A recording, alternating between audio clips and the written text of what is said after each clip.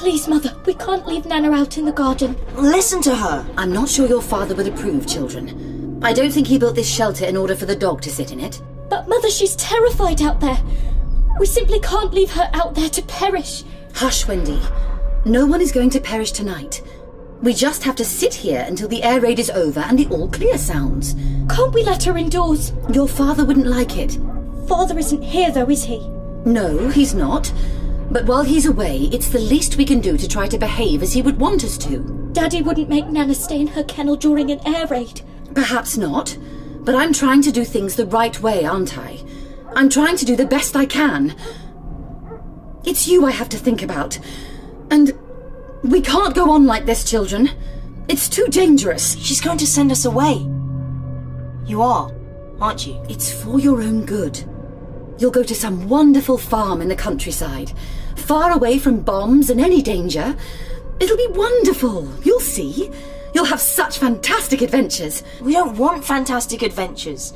We want to stay here with you. What about Nana? Will you send Nana with us to the countryside? Wendy, you know as well as I do, they don't evacuate dogs. We can't go without her. We're staying right here, in London. This is where we belong. He's right, Mother. We won't go anywhere without you or Nana. Stop it. Stop it at once. Now, you children will do precisely as you were told. I'll have no more answering back or complaints. I am your mother and... Don't you see? Do you understand now?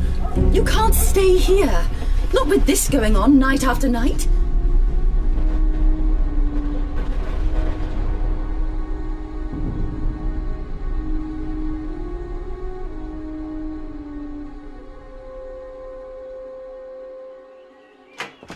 Come on, Nana. Come and sleep on my bed. Mother, why did the Germans want to kill us all? Oh dear, Michael. That's very hard to explain. Will you stay here with us until morning? Of course. This was your bedroom once, wasn't it, Mother? Yes. I used to love this attic. And the view from the window. I always thought you could see forever out of that. Tell us a story about when you were a little girl. Please do, Mother. We love your stories. You haven't told us one for so long. It hasn't really been a time for stories, Wen. But we miss them. We love it when you tell us them. All right. Maybe a very short one. If you promise me that you'll go straight to sleep. We promise. Very well. Then I'll lie down here, and maybe I'll tell you about when I was your age, Wendy. 13. Wendy's 13. Yes, I was about the same when I got stuck inside Kensington Gardens one night, after the park keeper had locked the gates. Oh, yes. Tell us that one again. We love that story. Is it all true? Every word of it is true. Tell us again, Mother. You really got locked inside Kensington Gardens all night long. What happened to you? There was magic, wasn't there? There was magic things. Well, it was the most extraordinary thing. I'll tell you. Now, listen.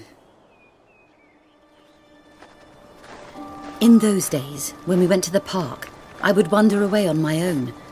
I'd slip away from our nurse when she took my brother and I out for some air. I hate to say it, but I suppose I was rather wild. Forever getting into trouble, causing mayhem, disappearing. You, Mother? Oh, yes, I was a terror. My brother, your Uncle Tony, well, he was much better behaved. He'd never wander off into the trees. He'd never go off hiding in the wilder parts of the park when it was home time. He was always so good. Uncle Tony!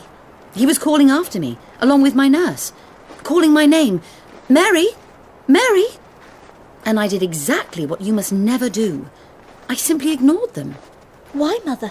What made you misbehave? There was something magical about that twilight. It was snowy, and the snow sort of glowed, and it covered all the paths and the trees. Everything was outlined in silver.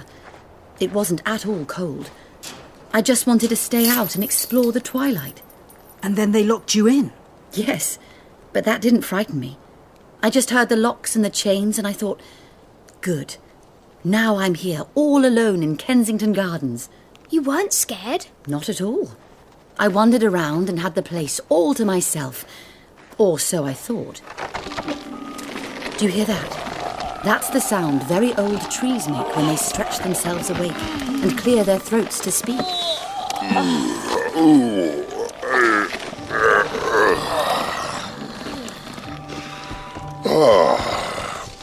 So that's that then. Another day gone. I never knew you could talk. Oh, a small girl. Hello down there. Is it cold for you being so tall? Not particularly, but you do get numb standing still for so long while all the humans are about. Hang on, let me shake my branches out. That's better. Come and walk with me. Can all the trees talk like you? Some of them prefer not to. Others are quite garrulous. Look at that Menorca. She's beautiful. She can be quite prickly if you get on the wrong side of her. I can hardly keep up with you. Your legs are so long. I've got very elegant legs. Come along, we'll miss the start of the ball. There's to be a ball? A fairy ball. Isn't that why you're here? Isn't that why you hid away in the park? Why? Maybe it's his. Maybe I knew, somehow. I knew there was something in the air. A special tingle. Oh, a special tingle. Oh, yes. Oh, look. Oh, my. Just look. She's a magnolia. He's a Persian lilac. Stepping out together over the fence. Oh, very exotic they are. And they seem to be heading for the ball, too. What's your name? Mary, darling. Will you tell me? Are there real fairies in Kensington Gardens? What do you expect? Paper ones? Badgers and squirrels dressed up? It was just... I wasn't sure. I thought I was using my imagination and just picturing them as real. That's the first stage to seeing them. That's how it starts. You have to kind of invite them. And then... And then can you see them? Indeed. Although sometimes I wonder if it's worth the bother. Some of them can be dreadful. Oh, please, take me to the fairy ball. I want to see them. It might not be such a good idea. They might not want human children dashing about all over the place. I won't dash, I promise. I'll take you to the very edge of their twilight gathering, just so that you can see them. But do watch out. They may be unfriendly. They may even be dangerous.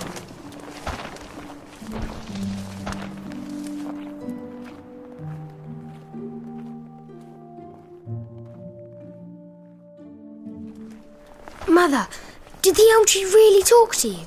He was most kind and protective. Some of the others weren't as friendly. As we got closer to the glade where the fairy ball was due to be held, some of the trees were quite rude. Of course, it's no affair of ours. But you know quite well, little girl, that you ought not to be here. Oh, shut up, you! How rude. Whatever next? Humans at the fairy ball. It's quite dark now, Mr. Elm. Twilight has passed, and the moon is out. You'll be all right with me, Mary. And did you see the fairy ball, Mother? From a distance, yes. They were dressed in their brilliant finery, circling each other in the glade. There was music from a tiny fairy orchestra and softly glowing lights that hovered and moved with the music. The fairies danced together in 2s and 3s and 4s. At first, it was all quite stately and civilised. But as the music grew wilder, so did they. And then, who did you see? Right in the middle of all these celebrations.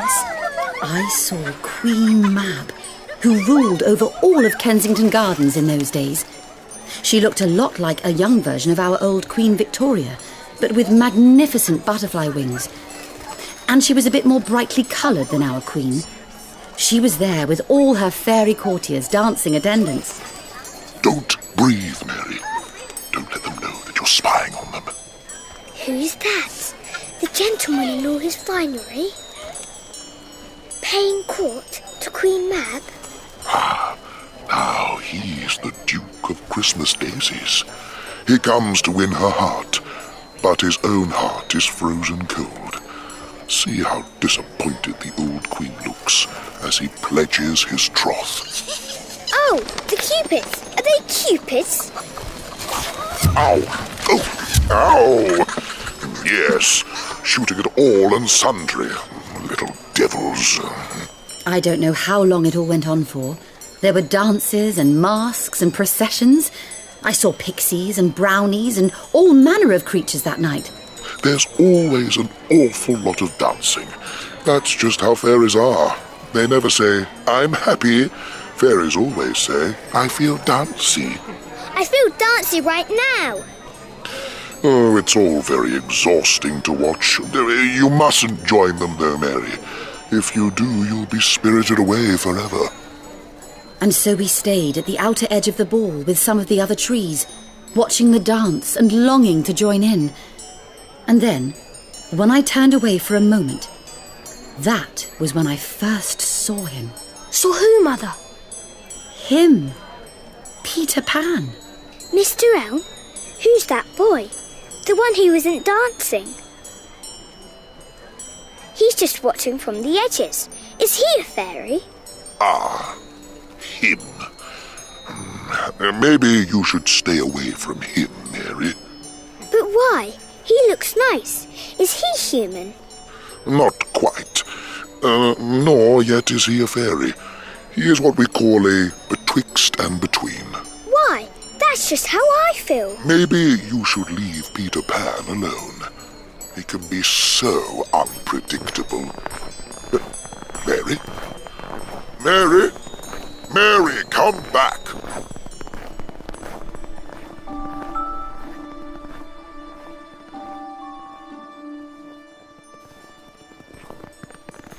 Aren't you cold, little boy? You're only dressed in leaves. I'm not really a little boy. The tree said you were a betwixt and between. What would trees know about anything? Anyway, who are you? Mary, darling, the elm tree said your name was Peter. The elm tree was right. I'm Peter Pan. You may have heard of me. No, never. Oh, are you sure? Yes, quite sure. I will let you give me a kiss, if you like. I'd rather not. But everyone always wants to kiss me. I don't. Then what will you give me? To remind me of our meeting? Is our meeting important enough that you must remember it? I think it probably is, Mary, darling. In that case, in place of a kiss, which I really don't want to give you. Here, look, I've got an old thimble in my pocket.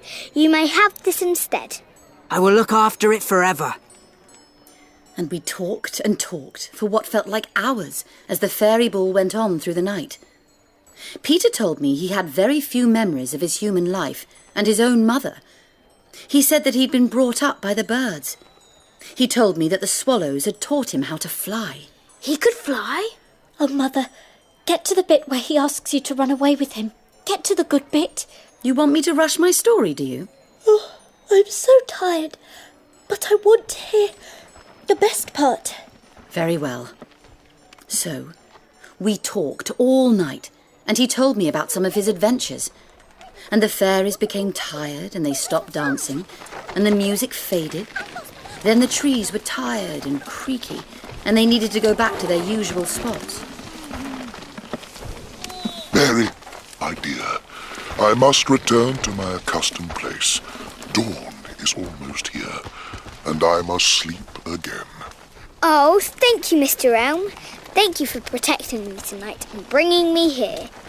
I'm not sure I should leave you with Peter Pan. Hush your worrying, you daft old tree. Go and rest, old man. I'll be fine. Very well.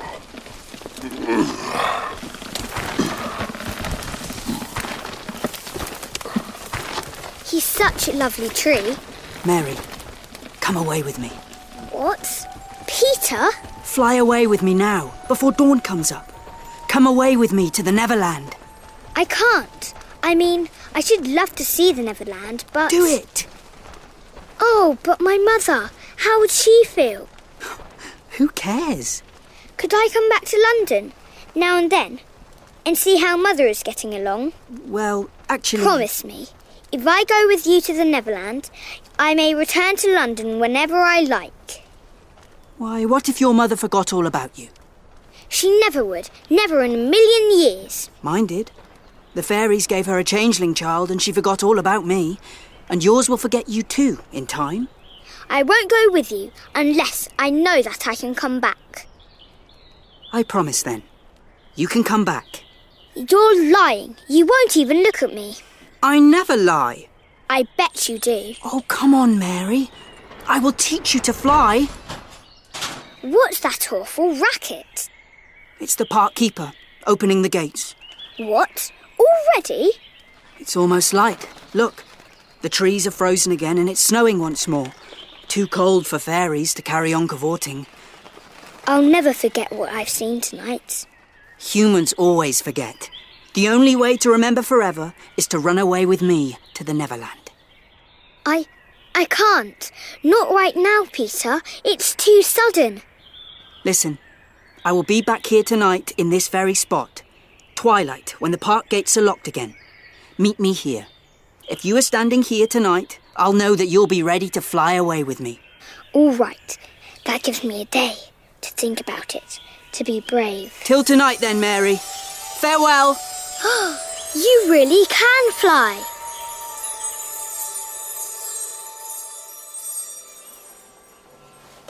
And did you? Did you run away, Mother? Did you never come back? Well, clearly not. She's still here. Quite, John. You never went back to meet Peter, did you? I almost did. But somewhere between that dawn and twilight, and watching it snow all day from this very window, I lost my nerve. I couldn't say goodbye to my own mother and my whole life. I didn't want to be forgotten by everyone. You stood him up. You didn't go to the park to meet Peter? I never did. I sat here and pictured him in Kensington Gardens, waiting at the appointed place, the snow all around him, realising eventually that I was never going to turn up. Oh, Mother, that's so sad. Well, I say it's a jolly good thing. Why, if you'd run away at 13 to this strange foreign place with some unknown wild boy, whatever would have become of us? You would never have met Father or... We would never have been. We wouldn't be us. See? So, it was clearly the correct decision I made that day. Oh, it was a very long time ago. And you never heard from Peter again? No, I never did. And that's really the end of my story. Except, I felt rather guilty, letting him down like that. Every time I went to Kensington Gardens after that, for many years afterwards, I would often take a little letter I'd written and drop it into the undergrowth. I'd put little presents among the trees, sweets and cakes. I'd try to leave him things so he would remember me. He wouldn't have. He'd be dancing with the fairies. They don't remember. It would have been better to give the bits of cake to the ducks on the pond, Mother. They'd have had more use for it. I suppose you're right. Come on now, everyone. It's been a long night. Let us get some sleep. Good night, Mother. Settle down, all of you. And sleep. Wendy, we shouldn't be out here. Oh, shush, John. It isn't dark yet. I like it. It's exciting in the dark. Will they lock us in? Oh, I hope not. Oh, Mother will be frantic. Don't fret, John. We'll be going home soon. This is where it happened, isn't it? Mother's story from last night. The fairy ball was held right here, in this glade. It was just a silly story. None of it was real. How can you say that about Mother's best story? How many times has she told us that story? I hate to think. Do you think she'll really send us away to the countryside, John? I'm certain she will. Mother seems very determined. Yes, I thought so. But, Nana, we can't leave Nana here. We won't have any choice. We're just children. Children never have any power in the world. They're never in charge of anything. Unless they're Peter Pan, of course. What are you doing, Wendy? I thought I'd do the same as Mother said she did. I'm leaving him a note. Peter? Oh, Wendy, you are an idiot. I don't care. I want to leave him a note. I want to say, we know his story. We know about the Neverland. And we know that our mother wishes, despite everything, that she had run away with him. Oh, don't tell him that. I thought you said he wasn't real. Well, let's go home. I've heard quite enough of all this fairy nonsense for one day.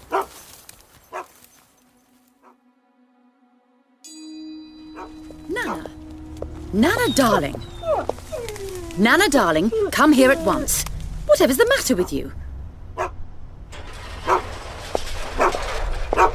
I expect the bombs have driven you doolally.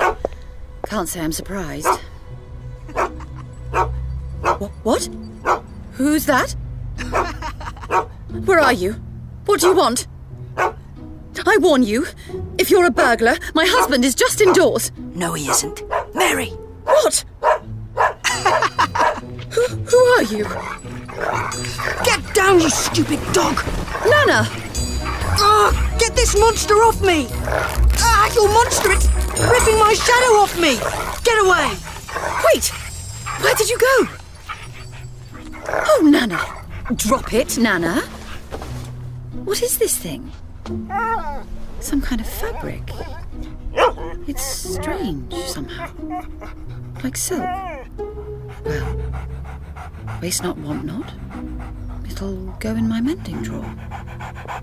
I must be imagining things. It can't have been. Now, let's pretend none of this ever happened, Nana. And see that those children of ours get to sleep. Don't tell them a word of this.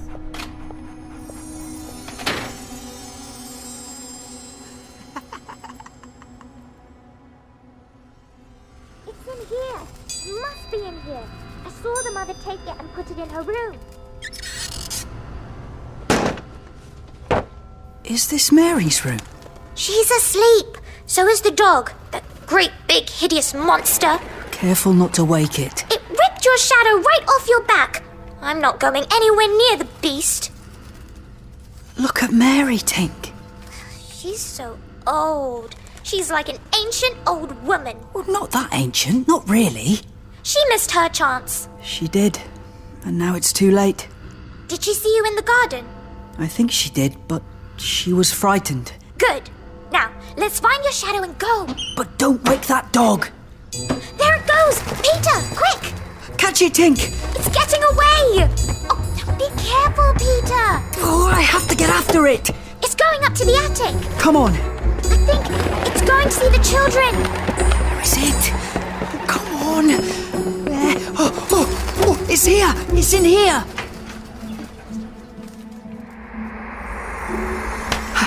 I've got it. I've got hold of it. Here, let me help. Oh. What's going on? What? Oh, make it behave, Tink. I'm trying. How will I ever get it back on? This is Mary's fault, this. Who are you? Wendy, what's happening? I'm not sure, Michael. We've got intruders in the house. Put the lights on at once. Tell us at once who you are. I'm Pan. Peter Pan. And I'm back. Put the lights on, I say. Call Mother. Call the police. Oh, someone tell that boy to hush. I'll put a hex on him. Hush now, John. This is... I know what you're going to say. And I don't believe it. I refuse to believe it. What about soap? Look, here's some soap in this dish. Won't this help your shadow stick to you? It's worth a try. What are you trying to do? What does it look like? His shadow? It was rudely ripped off his feet by that great big slobbering dog of yours. Nonsense. Nana wouldn't hurt a fly. It's a beast. Poor Peter. It's not working, Tink. Soap won't make my shadow stick. Why, of course it won't. Here, stop crying, boy. I'm not crying. Wendy, is that really him? I think it must be Michael. He's come back. He got your note you left in the park. Oh, rubbish. He's just some ragamuffin, a dreadful street urchin who's broken into our home. Did you, Peter? Did you read the note I left for you in Kensington Gardens? I don't know. I get so many notes. Your mother used to leave me notes all the time. But it was too late then. She'd had her chance, the silly girl. These girls are daft. Have you got any glue? Glue won't stick a shadow. You're only a baby. What would you know? Michael, fetch my sewing basket. A needle and thread will do. I'll stitch it back onto him. Stitch it? Is this going to hurt? It might do. If she hurts you, Peter, I'll yank every hair out of her head. Calm down, Tinkerbell. She's trying to help.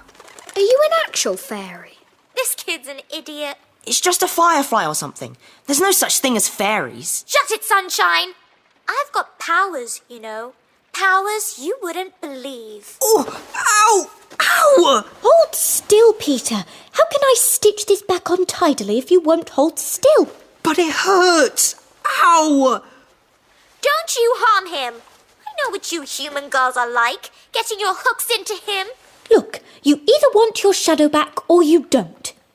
Sew it back on. Are you really him? Of course I am. Like in Mother's stories? I've no idea what your mother says. Well, where do you live?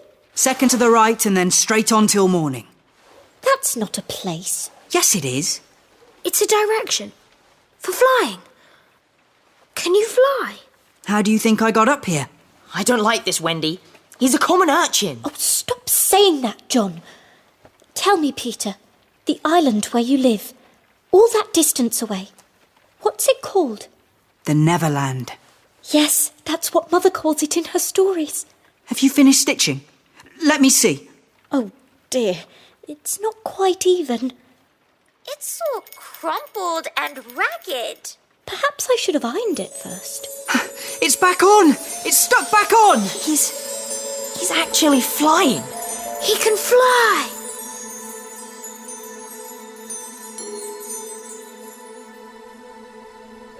You really are him. You truly are. You can fly just like a fairy. Certainly can. I'm fetching Mother and Nana. I'm not having this. Supernatural creatures swooping about in our bedroom. Oh, no, you don't. You're not waking anyone up. We've had enough fuss and carry on for one night, haven't we, Peter? We certainly have.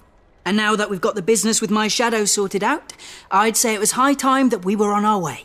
Good. I hate it here. These children are awful. Wait, You can't go. you came here because I asked you to. You got my note. Possibly, but I get a lot of fan mail. I forget what they all say. I was writing to ask you for help, Peter. Help? Why do you need my help? What could you possibly want from me? Don't listen, Peter. It's bound to be a trap. Wendy, what do you mean by asking this ragamuffin for help? Haven't you seen the planes, Peter? Haven't you seen what they're doing to London? Almost every night, our enemies are raining down death and destruction on our city. What? Bombs, Peter. We're at war. We are? The whole world is at war. She's lying, Peter. She's saying strange and horrible things just to frighten us. The Neverland's not at war with anyone. They're going to send us away. Who are? Mother is going to send us to the countryside, away from the bombing. Wendy, this is ridiculous. You're talking to this person as if you believe that he was real. Oh, I believe he's real. Don't you? I do. I suppose you want to give me a kiss now. Not really. Once there was a girl who gave me a thimble. I still wear it around my neck. Mother's thimble. I shall give you... Let's see, somewhere in one of these pockets I've got an acorn button. Oh, how lovely. What a lovely thing. It's got a little hook so you can put it on a chain. I shall wear it around my neck, always. It looks very pretty. I don't have anything to give you boys. We don't want anything. We don't need anything. How are you Peter Pan? Do you mean how do I feel or how did I get to be me? Both. Fantastic. And also I ran away from home the day I was born. When you were a baby? It was because I heard Father and Mother, and they were talking about what I was to be when I became a man. Well, I don't ever want to have to be a grown-up man, thank you very much. I want always to be a little boy and to have fun. Doesn't that sound rather childish and silly? Shush, John. It sounds wonderful. So I ran away to Kensington Gardens and lived a long time among the fairies. Oh, fairies. Mother talks about going to the fairy ball in the gardens. Does she now? I suppose she's dreaming about them still, downstairs in her grown-up bedroom. Tell us about fairies, Peter. We're longing to hear. I'm not. It's all a bit girly. No, it's not. I want to hear too. Well, let's see. To start at the beginning, when the very first baby laughed for the very first time, its laugh broke into 1,000 pieces, and they all went skipping about into the ether. And that was the beginning of fairies. That's beautiful. And so, there ought to be one fairy for every boy and girl. Ought to be. You mean there isn't? No. You see, children seem to know such a lot nowadays, and they don't really believe in fairies anymore. And so every time a child says, "I don't believe in fairies," there is a fairy somewhere that falls down dead. No, that's awful. Calm down. It isn't real, Michael. Hold on. Where's Tink? I can't hear Tinkerbell anymore. So that little firefly thing with you, she's a real-life fairy. Of course. What did you imagine she was? I thought it was an insect. Can you hear her? Yes, there's a faint tinkling. Like tiny little bells. Coming from our chest of drawers. She's fallen asleep in this drawer. She's made a nest in our socks. She's beautiful. You were asleep, Tink. I'm sorry to disturb you, but we must be on the move again quite soon. Oh, ask her to keep still. I can't get a good look at her. Fairies hardly ever stand still. Oh, there she is. On the mantelpiece. By the clock. Oh, she's so lovely. Tink, this young lady says she wishes you were her fairy. Tell her to go and boil her head. What does she say, Peter? She wasn't very polite. She says that you are a great big girl and that she is my fairy. That's not exactly what I said. You know you can't be my fairy, Tink, because I'm a gentleman and you are a lady. You're a silly ass. She's gone off to examine your bathroom, I think. She's quite rude, isn't she? To be honest with you, she's quite a common fairy. We call her Tinkerbell because she mends all our pots and kettles. And you live together in the Neverland. That's right, Michael. So, you don't live in Kensington Gardens anymore? I visit there occasionally to talk to the birds and the trees. But mostly I'm in the Neverland, with the Lost Boys. Oh. And who are they? John, don't you remember? From the stories. I want to hear it from him. They are the children who fall out of their prams when their nurse is looking the other way. If they are not claimed in 7 days, they are sent away to the Neverland. And that is where I am captain. Hooray! Oh, what fun it must be. Yes, but we are rather lonely. We have no female companionship. Are none of your friends there girls? Oh, no. Girls, as you know, are much too clever to fall out of their prams or to get lost. I think it's really lovely the way you talk about girls. It's like you have a real respect for us as equal human beings. Superior human beings. My brother John over there, he's the one in the silly top hat. He just despises us. More fool him. He'll learn. Look here. I've had quite enough of you two flirting with each other. Flirting? I don't even know what that is. Ow! What is it? Oh, that felt like something pulling my hair. That must have been Tink. I never knew her to be so naughty before. Stinky breath, fat face, silly move. What's she saying? She's saying awful things. All about you, Wendy. But why? She says she'll pull your hair every single time I'm nice to you or give you an attractive present like that ornamental thimble button. What's wrong with her? You silly ass, bum breath, greasy hair. I think she's very jealous. Of me? And the fact that I come to your window most nights to listen to the stories that you tell your brothers. Do you, Peter? Do you really listen in? I come this way whenever I can. They're mostly stories Mother used to tell, before she became so careworn and worried because of the war. I've added a few embellishments of my own, of course. Wendy tells the best stories. They're all right, I suppose. I absolutely love your stories. You have no idea how far I fly to hear your stories each night. So, I needn't have left a note for you in Kensington Gardens. You were here anyway. But it's nice to be asked. To listen to your stories, Wendy. It's wonderful, you know. I don't know any stories myself. None of the Lost Boys know any stories either. Oh, how awful. How can a person not know any stories? Do you know why swallows build in the eaves of houses? It's to listen to the stories coming out of the windows. Oh, and your mother, Mary, her stories are as good as yours. She told such a lovely one the other night. Which one was that? About the prince who couldn't find the lady who wore the glass slipper. Cinderella. John's right. That was Cinderella, and he found her, and... They lived happily ever after. Right, I'm off. I must go back. Oh, the stories I could tell to your boys. But I thought you had to stay here, to go away to the countryside. I don't want to go there. Give me your hand then, Wendy. Wendy, don't! And what about Mother? And Nana, what about us? Oh, let go of my hand, Peter. I must stay here after all. Wendy, come with me and tell the other boys all the stories you know. Oh, I don't think I can. Well, think of Mother. Besides, I can't fly. I will teach you to jump on the wind's back, and then away we go. Oh. Wendy, when you are sleeping in your silly bed in your boring old house in rotten old London, why, you might easily be flying about with me and saying funny things to the stars. Don't listen to him, Wendy. He's just tempting you. Don't leave us here, Wendy. But it all sounds so wonderful to fly among the stars. And Wendy, there are mermaids. Mermaids? With tails? Such long, glittering tails. Oh, I'd love to see a mermaid. Wendy, if you came with me, we would all respect you such a lot and think girls like you are superior to us mere boys. Oh, Peter, I can't. It's all flim-flam. He's flattering you. He's taking you away from us. Wendy, we'd let you tuck us all in at night. None of us have ever been tucked in at night. Oh, dear.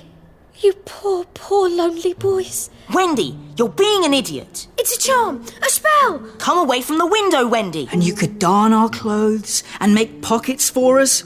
None of us have any pockets at all. Oh, but my brothers. Peter, would you teach John and Michael to fly too? If you like. What? Us? We can come too. To the Neverland. But how? I'll teach you to fly.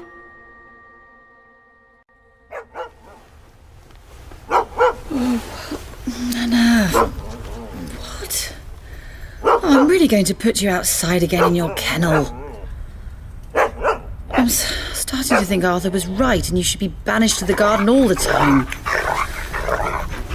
Oh, now stop all this nonsense and let me sleep. Look, can you jump? Come on, do some jumping. I can jump. That's how you start. Oh, shush, Michael. You'll wake Mother and bring her running. And next you start thinking wonderful thoughts. And they are what lift you into the air. Watch. You're so nippy about it. Couldn't you just slow down a bit so we can get the idea? Think happy thoughts and fly. Oh, it's not working. I'm just messing with you. There's something else you need too. One more vital ingredient. What is it? Fairy dust. There you go. Oh, it's beautiful. Better not set my asthma off. See? That's all you need. Now just wriggle your shoulders like this. And just let go. Yes! I flew! Flew, Michael. The word is... flew! Oh my! Oh my! Here I go too! Me too! Oh, it's lovely! How wonderful! Look at me! Look at me! Look at all of us! Ow! I keep hitting my head on the ceiling. You need to stretch out. You all need more space. I say, I have an idea. Why don't we all go outside? Yes! Let's go outside. Now! Out of the attic window. Do you think we dare? Of course you do. You can fly. Oh, I'm really not so sure. It's one thing to float around the bedroom. Oh, please, Wendy. But surely it's quite another to pop out of the window and zoom about all over the London rooftops. What's that? Shush, Nana. I can't hear with all of your... What on earth is all of that noise? What are they doing up there? But it could be dreadfully dangerous. But it will be wonderful. Peter, we can't. Mermaids, Wendy. Oh. And there are pirates too. Pirates! Wait, let me get my hat. We must go at once. Pirates, mermaids, hooray! Really, Wendy, trust me, this is the best idea that you ever had. Come along, everyone. You can fly!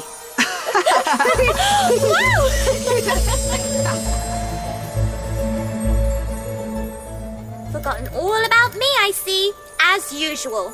More bothered about those horrible clod-hopping children. Peter, wait for me! Peter!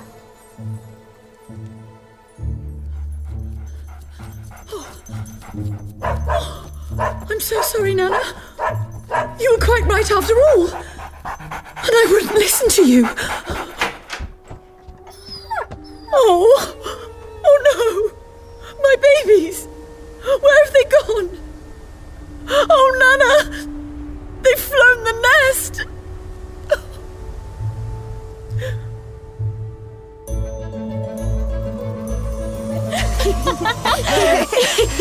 Look at you! You're really flying! We are. Just the same as me. I take my hat off to you, Peter. You are a man of your word. But where are we now? We seem to have left London far behind. All those pointy rooftops and searchlights. I'm glad to get away from everything cluttering up the skies. But which way are we going? I told you. Second to the right and straight on till morning. Peter, I don't believe you know your way at all. Now be nice to me, Wendy. What if I were to zoom off and leave you out here alone? We would find our way back home. I don't want to go home yet. Let alone navigate our way back home to London. And I keep bumping into clouds. They're harder than you think. Come along, full speed ahead. There it is, the Neverland. Oh, at last! Look, where all the arrows are pointing. 1,000,000 golden arrows of sunlight on the waves. Just like in the stories. Yes, it's rather like coming home. John, there's the lagoon. I can see flamingos. Hey, you three seem to know an awful lot about the Neverland already. This is quite different to hearing about it all in the safety of our bedroom. With Nana and Mama there. Right, gang. Do you want an adventure now, right away, or would you like to have your tea first? Oh, tea, please. Yes, please. What kind of adventure? In the pampas grass just beneath us, there's a pirate asleep. And if you like, we could fly down and kill him. But suppose he were to wake up. You don't suppose I would kill him while he was sleeping? I would wake him first, and then fight him, and then kill him. That's the way I always do it. I say, do you kill many enemies? Actually kill them? Dead? Tons. How marvellous.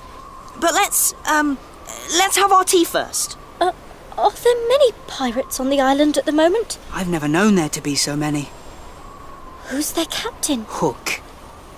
Jazz Hook? Aye. He was Blackbeard's bosun. He's the very worst of them all. He's the only man old Barbecue Blackbeard was ever afraid of. That's him. What's he like? Is he big? He's not as big as he was. What do you mean? I cut a bit off him. You did? Yes, me. Which bit? His right hand. Then he can't fight now. Oh, can't he just? Left-hander. He has an iron hook instead of a right hand. And he claws with it. Claws? Oh, it's rather nice, having Tinkerbell lighting up our way for us. There's a drawback to that, though. What's that? Tink tells me that the pirates sighted us just as the darkness came, and they got Long Tom out. The big gun? Yes, and they must see Tink's light. And if they guess that we are near it, they are sure to let fly. We'll be killed. Wendy, don't let the pirates shoot us. Tell Tink to fly away from us. Tell her to stop giving us away. I can't. Why not? I'm scared. It looks like you've lost your way. Then tell her to put out her light. I can't put it out. That's about the only thing that fairies can't do. She can't hide her light. Can't we hide her somehow? My hat. She can go in my top hat. That's a terrific idea. All right. In you go, Tinkerbell. See? Not such a silly hat now, is it? She's quite heavy, though. For a fairy. Here, let me carry your hat for you, John. It's gone very quiet down there. Too quiet. Look out!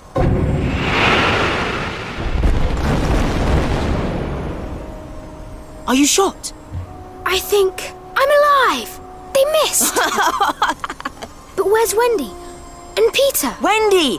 Where are you? Wendy? Wendy?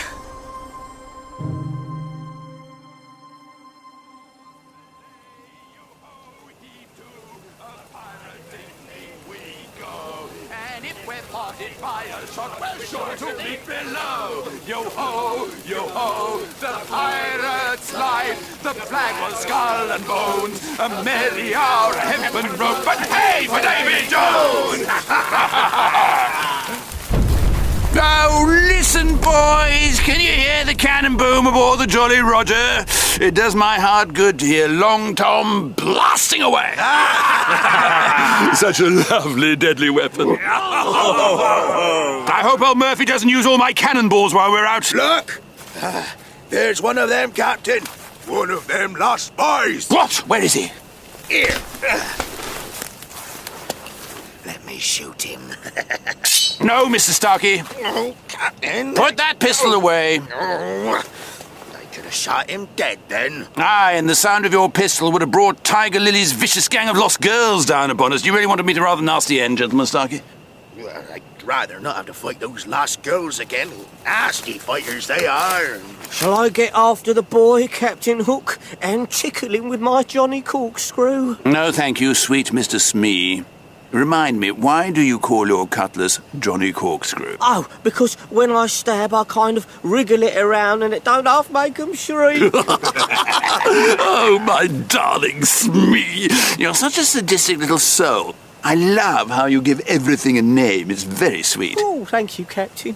And the way that after killing, you wipe your spectacles first before your weapon. It's very, I don't know, it's very charming somehow. Oh, that's my best. It's very cheering to see one who loves his work as much as you do, my dear, dear Smee. I wish you'd let me catch up with that boy and rip his heart out. Ah, Smee, not just yet, sweetheart.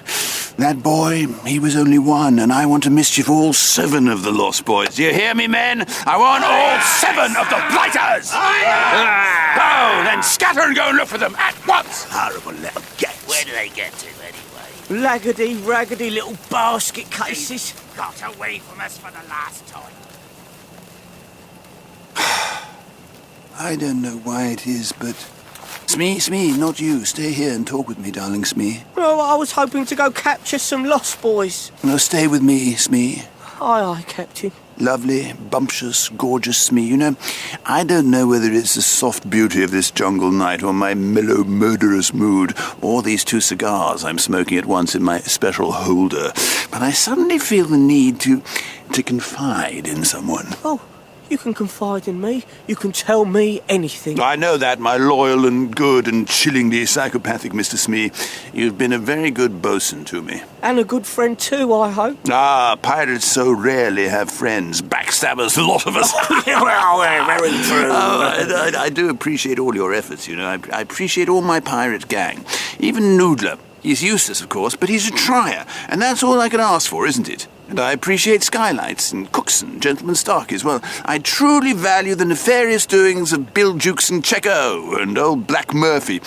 They all have their separate qualities and their specialisms and their funny little ways. We're a very happy band, I think. Mullins and Alf Mason, even they have their good points. Oh, you're in a rare good mood tonight, Captain. But you, dear, sweet, lovable Smee, you are a prince among pirates, my tubby, bewhiskered, bumbling, oafish prince. Really, I can't see how we can fail in our objective. We're brilliant. It's such a simple objective, such a simplistic thing that I desire. We can do anything. And yet somehow we have failed. Oh, no. Week after week, month after month, year in, year out, we have failed dismally, pathetically, hopelessly. Oh, how terrible. Don't upset yourself, Captain. He still lives. He still lives. Oh, Captain. Who still lives and causes you such upset?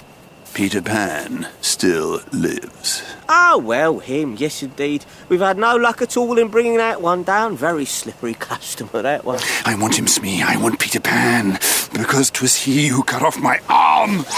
I've waited long to shake his hand with this hook of mine. Oh, I'll tear him, I will. I'll rip him to shreds. And yet, if you don't mind me saying, Captain, sir, I've heard you say 1,000 times that hook of yours is worth a score of normal human Candice. What? What have I? Oh, yes. You've said it to me on numerous occasions. You've extolled the virtues of your hook for the combing of your lustrous locks, for example. Yeah, well, that's very true. My lustrous lock. And spearing pickled onions straight from the jar. Oh, did I say that? So you see, sir, having your hook isn't all bad, is it? No, I suppose not. I reckon if I was a mother, I'd pray for my children to be worn with useful hooks like mine rather than hands. Plus, it looks very dashing on you, sir. You look very fierce, glinting like that in the moonlight. Oh, you don't say. Oh, well, you shouldn't go upsetting yourself. But why? Why do you hate that boy quite so much? Well, because he flung my arm to a crocodile that happened to be passing by. It liked my arm so much, Smee, it loved the taste of that poor lost limb of mine that it has followed me simply everywhere ever since. Oh, no. That monster has pursued me from sea to sea and land to land, licking its lips. That scaly brute is hoping to sink his teeth into the rest of me, my dear Smee. In a way, it's a sort of compliment. Well, yes, I could do without compliments like that, I can tell you. Don't you think that I already know how delicious I am? Well, of course, Captain. Calm yourself, dear Captain. Oh, no, come, sit down here on this tussock thing over here while the others search. Oh, I think I will. It really doesn't do to get yourself all worked up. Carry on with your thrilling tale, Captain. Oh, well, then there's not much more to say, Smee. Just that the crocodile would have had me well before this, but by lucky chance, it swallowed a clock which goes tick-tick-tick inside its belly. Tick-tick-tick, you say? And so before the noxious behemoth can reach me, I can hear the tick-tick-tick and I bolt. It is a miserable existence. I suppose that someday the clock will run down and then it will get you. Aye, you're right there, Smee. And that's the fear that haunts me every day. Captain, is this grassy mound, is it a bit warm, do you think? Huh? What? It's red! Oh, God! Oh! Bods, hammer and tongs, I'm burning! What is this thing we're sitting on? I thought it was a tussock. The mound, a tuffet! No! There, let me kick it! Ah! Smoke! There's smoke coming out. My God, it's a chimney! Shh! Listen. The ugly sister's called again. When do you think Peter will get back home? Nib, do you cook dinner? The lobsters have escaped. What else is there to eat? Who is this girl who tells the fairy stories anyway, Tootles? It's the Lost Boys. It's their secret den down there. Oh, those little blighters. We found their hideout. Oh, they think they're so clever. But we found their chimney. Now we've got them. We certainly have. Did one of them just say that Peter was away from home? I think they did. Oh, I love it when you're lost in thought, Captain. Your moustache curls and twiddles all by itself. Your eyes light up with sheer delightful malice. As James Hook is a handsome devil, I know, and rather a brilliant one. I'll rip your plan, Captain. To return to the ship, that's what we'll do. The ship, Captain? And there we will bake a large, rich cake of a jolly thickness of green icing sugar on it. Oh, we're going to do baking. Now, there can be but one room below, for there is but one chimney. The silly moles had not the sense to see that they did not need a door apiece. That shows they have no mother. They don't seem very bright, that's true. We will leave our beautiful green cake on the shore of the Mermaid's Lagoon. These boys are always swimming and larking about over there, messing about with those common little mermaids. Dreadful women. They will find the cake and they will gobble it up because, having no mother, they don't know how dangerous it is to eat rich dab fruitcake when they are swimming in a lagoon. And when said rich, delicious fruitcake is lethally poisoned because of the poison it contains. Oh. And so they will die, those despicable, stinky little brats. That's the wickedest, prettiest plan I've ever heard of. Why, thank you, darling Smee. A vast belay when I appear, by fear that overtook, now left upon your bones when you've shaken paws with Hook. vast to do when Smee is out. Best lock up all your daughters, he could fetch you quite a clout, and he'll take your sons for others. Yum, yum, yum. Oh, Captain, what fun we had. What larks, eh, Smee, what larks? What's that now? It's... Can it be, Captain? It's a crocodile! Wait for me, Captain!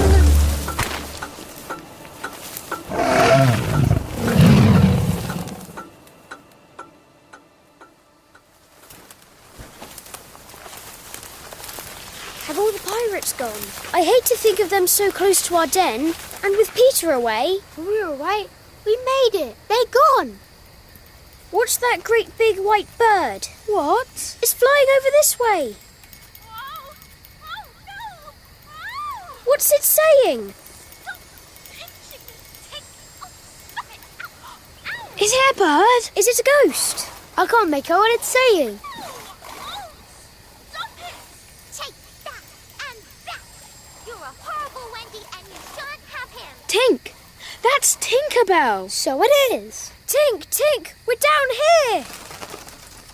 Hello, boys. Hello, Tink. Lovely to see you again. What's going on? What's that great white bird you were pinching and shouting at? Oh, that? It's something really horrible and dangerous. Dangerous? It's called a Wendy bird. I've never heard of one of them. Well, Peter wants you to shoot it out of the sky. Well, if that's what Peter wants... Where is he? He'll be back soon. But he says first you have to shoot the Wendy bird dead. Quick, Toodles, you've got your bow and arrow.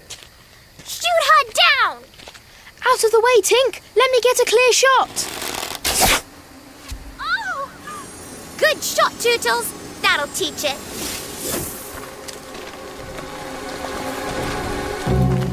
Where did it land? This way. Is it a girl? Tootles, you shot a girl out of the sky. Not a great white bird at all. Silly asses. I think this is what you call a lady. A lady? And we have killed her. You have killed her, Tootles. What have I done? A lady to take care of all of us at last. And you have gone and killed her, Tootles. You stuck one of your arrows in her chest. It's all my fault. It really is. All this time, I've dreamt of having a mother to come and take care of us in our den. We all did. But then, when at last a mother comes to us, what do? I shoot her out of the sky. Don't go, Tootles. I must. I'm afraid of what Peter will say and do when he finds out about this. Peter! He's here! Quick, hide her! Hide the body!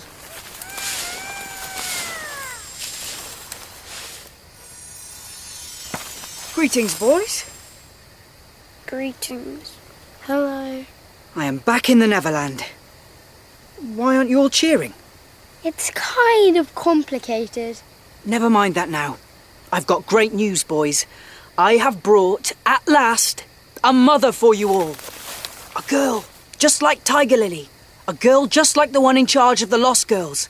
A girl even better than Tiger Lily. Peter. What's wrong with you, Tootles? The rest of you, get back. Let Peter see.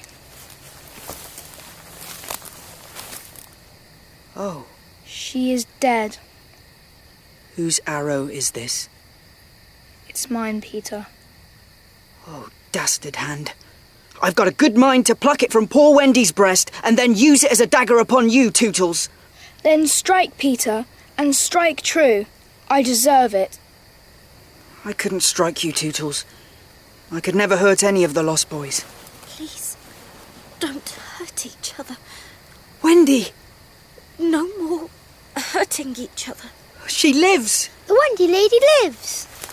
The arrow didn't even touch her skin. It pierced the acorn button that hangs from her neck. What is it? The present I gave her before we left her home. Oh, hooray! I gave it to her instead of a kiss, and it saved her life. Did you hurt yourself falling, Wendy? Have you broken anything? Peter, Look, jump up. Be better immediately. and I'll take you to see the mermaids, just as I promised you. I feel a bit queasy still.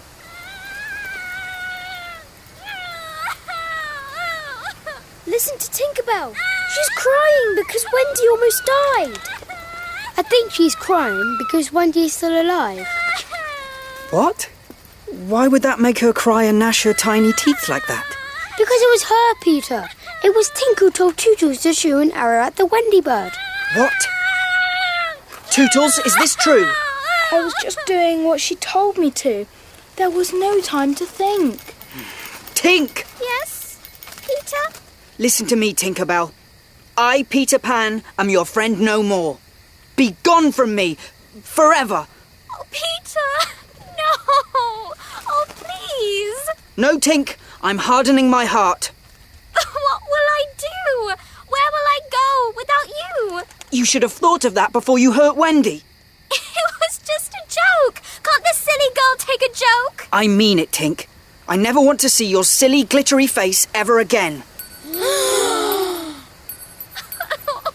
no. What have I done? Peter, please, don't banish her on my account. I'll be all right. I'll get better again. But can you forgive her, Wendy? I can't bear to hear her crying like that. Of course I'll forgive her. All right, Tink. Wendy is being very kind, so I won't banish you forever. Say, for a week. How about that? You are hereby banished for just a week. A whole week? Think yourself lucky, Tinkerbell. Lucky? Ha! I hate her. She's a horrible girl, and I hate you too, Peter. Tink, I gave you a chance because Wendy insisted. I don't care. She's awful. I'm going to banish you, Tink. Be gone. Just for that girl. Go. Go. Tink has to learn to be nicer. What shall we do with Wendy? We need to get her down into the underground den. We must be very careful. She looks so delicate. Wendy, do you think we can carry you? I don't know. I feel so peculiar. Let me try. Ow! Oh, that hurts. She's in pain. If she lies there all night, she will die. The cold will finish her off. Or a tiger will happen by and gobble her up. What can we do then? There's nothing we can do. Yes, there is. Let us build a little house around her. Yes! Hooray! A Wendy house! What a great idea! Yippee! Quick, fetch the others. Curly and the twins. Bring the best of what we have. Pillows and blankets and furniture and everything. Bring everything we need from our den downstairs and bring it all up here. Right you are, Peter. And be sharp about it. The life of our beloved Wendy is at stake. It'll be the most wonderful house anyone's ever seen.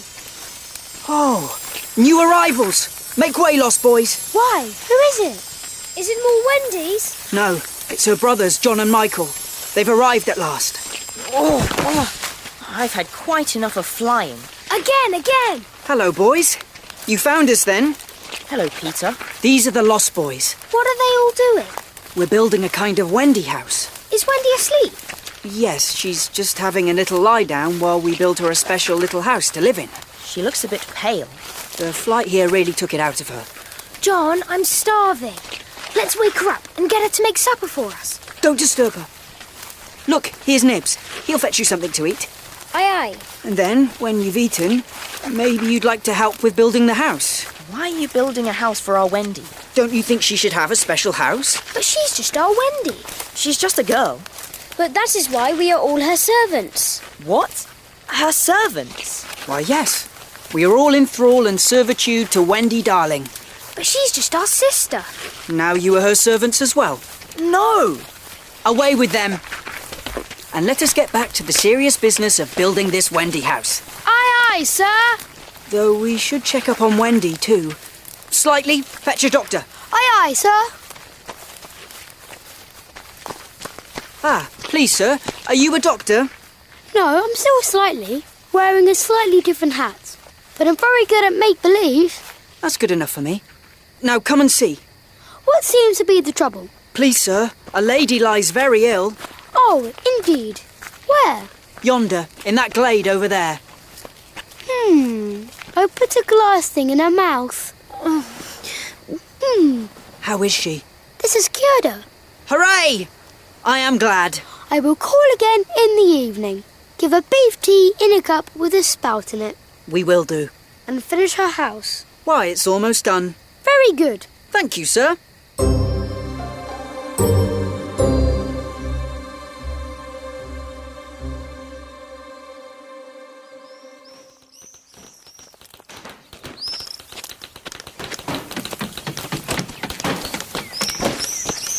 Hooray! It's finished! She has her house. It's perfect. Well done, boys. It's most impressive. Can we live in there too? After all, she is our sister. I wish I had a pretty house, the littlest ever seen, with funny red walls and a roof of mossy green. Oh, Wendy, you're back alive. We built the little walls and roof and made a lovely door. So tell us, Mother Wendy, what are you wanting more? Oh, really, next I think I'll have gay windows all about, with roses peeping in, you know, and babies peeping out. I think she's delirious still. We'll make the roses peeping out, the babes are at the door. We cannot make ourselves, you know, 'cause we've been made before. You're all singing nonsense. Shush, we're making her feel at home. And I'd like a lovely swimming pool, and a terrace with a bar, and a sun lounger with a little stool, and a great big shiny car. She's having us on. Nothing is good enough for our wonderful Wendy. Now, I'm going to make a final survey of the finished house and make sure that everything is up to scratch. I'd love a fancy kitchenette with a breakfast bar and serving hatch. Enough, Wendy. It's all finished. Oh, can I see? Come and look. Oh, why, it's perfect. There's no door knocker. I'll get one immediately. Maybe it could do with a little chimney. Chimney! Someone make a chimney for Wendy's house. She's become very demanding, hasn't she? She certainly has. Well, I'd say that this little house is just about perfect. Wouldn't you? Yes! Hooray! Hooray for Wendy's house! You lot all need to tidy yourselves up. Wendy isn't going to be impressed with a bunch of scruffs. You all look quite delightful as you are. Wendy lady! For you, we have built this house. Do say you're pleased. Oh, it's a lovely, darling house. And we are all your children. Oh, what? All of you? Yes, indeed. That's me, Slightly. And me, Tootles. And the quiet twins over there. And Nibs, and Curly, and... And me, Peter. But of course you knew me already. Oh, Wendy lady, please be our mother. To be honest, I'd rather have had the patio, the serving hatch in the kitchen, and the lovely great big sports car. Oh, please be our mother! Of course, it's frightfully flattering, and so very nice of you to ask. Please, Wendy, darling! But, you see, I am only a little girl. I'm not ready to be anybody's mother yet. I have had no real experience at all. She can't be everyone's mother. She's our sister. Oh, that doesn't matter. Not one bit. Peter always sounds like he's the only one who knows about anything at all. He is. He knows absolutely everything. You see, all we really need is just a nice motherly person. Cuddles and stuff when we're ill or tired. I don't know, that kind of thing. See, it's easy. Well, I'm not so sure. Lost boys, don't we think she's nice? Yes! She's all right. She's just our Wendy. And lost boys, don't we think she's a motherly sort of person? Yes, we do! It all sounds a bit rubbish to me. I don't just want to be everyone's mum. But you're the most motherly and nice person we've ever seen. Hooray! We could see us at once. You should be our mother. Also, just imagine how jealous our rival gang of lost girls is going to be. They'll be furious. They'll want a mother too. I still think it's rather rich, these rough children simply claiming our sister for themselves. Ugh, enough, John. I say.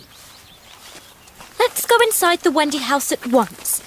Mind your feet aren't damp and mucky. Hooray! We'll wipe them. We'll tidy up. We'll be good! Oh, how lovely! How well appointed! Hurry and settle down, and we shall have some supper. And before I put you all to bed, we'll have time for the story of Cinderella. Hooray, Cinderella! She's behaving like a fool. It's like she's in a trance. She's happy, John. They're all happy. Can't you see? It's ridiculous. Oh, do let's sit with the others and listen to her tell the tale of Cinderella. You'll all be safe in there together, in the Wendy house. Thanks, Peter. Aren't you staying in? I'm going to keep watch outside with my drawn sword, just in case there are pirates nearby or wolves on the prowl. Be careful, Peter. Now sit with Mother and listen to her story. Good night, my boys. I will sit on guard out here and protect you all. Forever.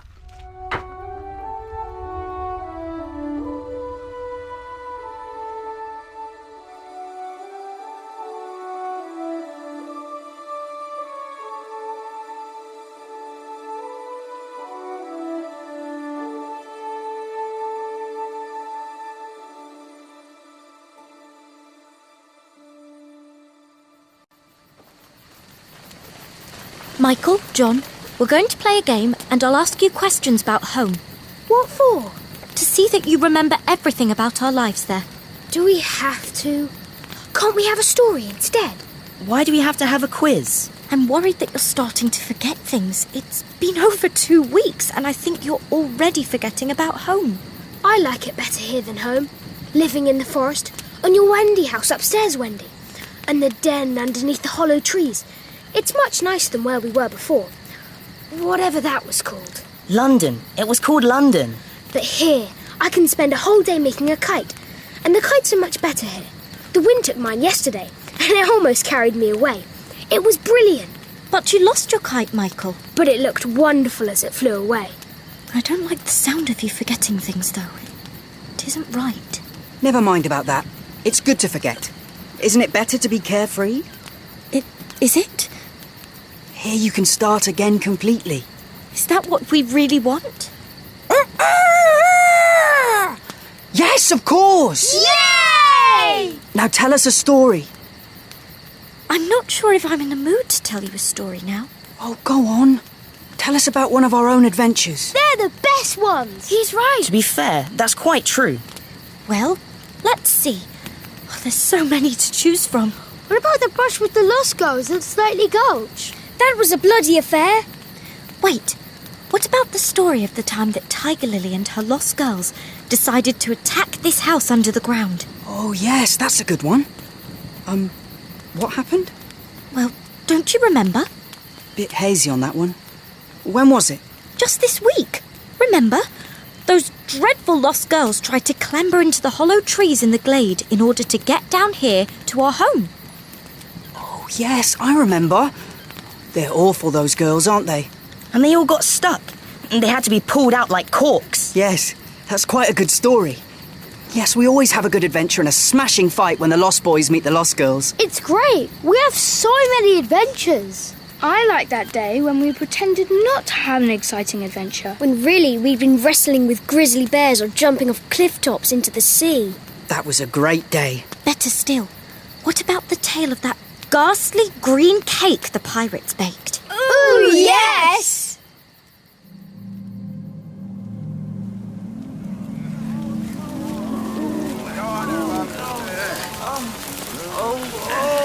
Lovely night.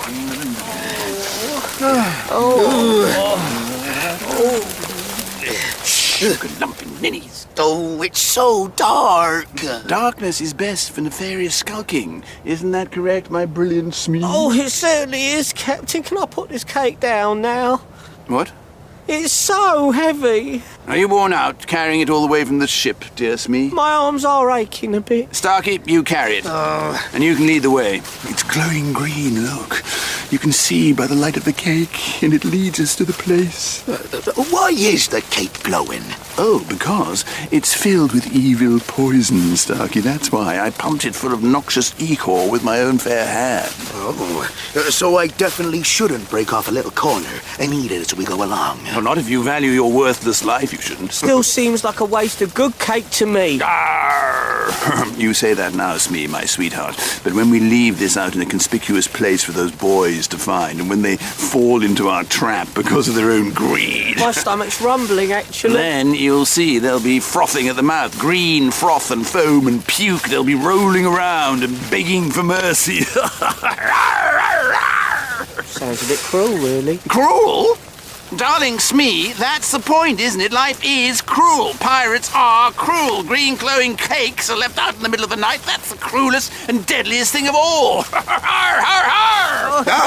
Yes, exactly. For God's sake, come along.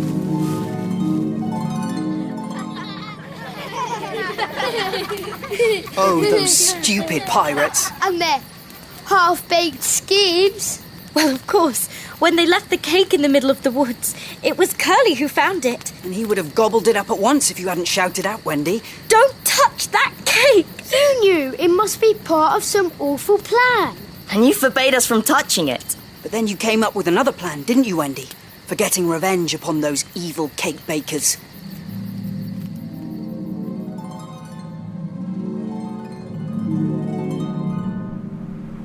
Who's got the cake? I have. It's really, really heavy. It's been drying out for days. It's like a cannonball. That's the point. Shh! That's them, listen. They've been out on a raiding party. I've been spying on them, Peter. That's them, down in the gulch below. Get ready, John.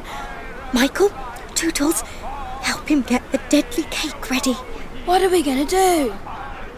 Roll it right to the edge of the ravine and wait. Wait till the signal, boys.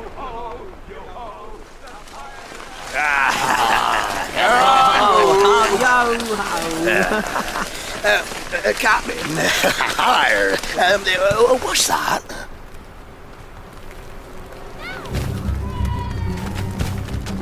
They're hideous glowing!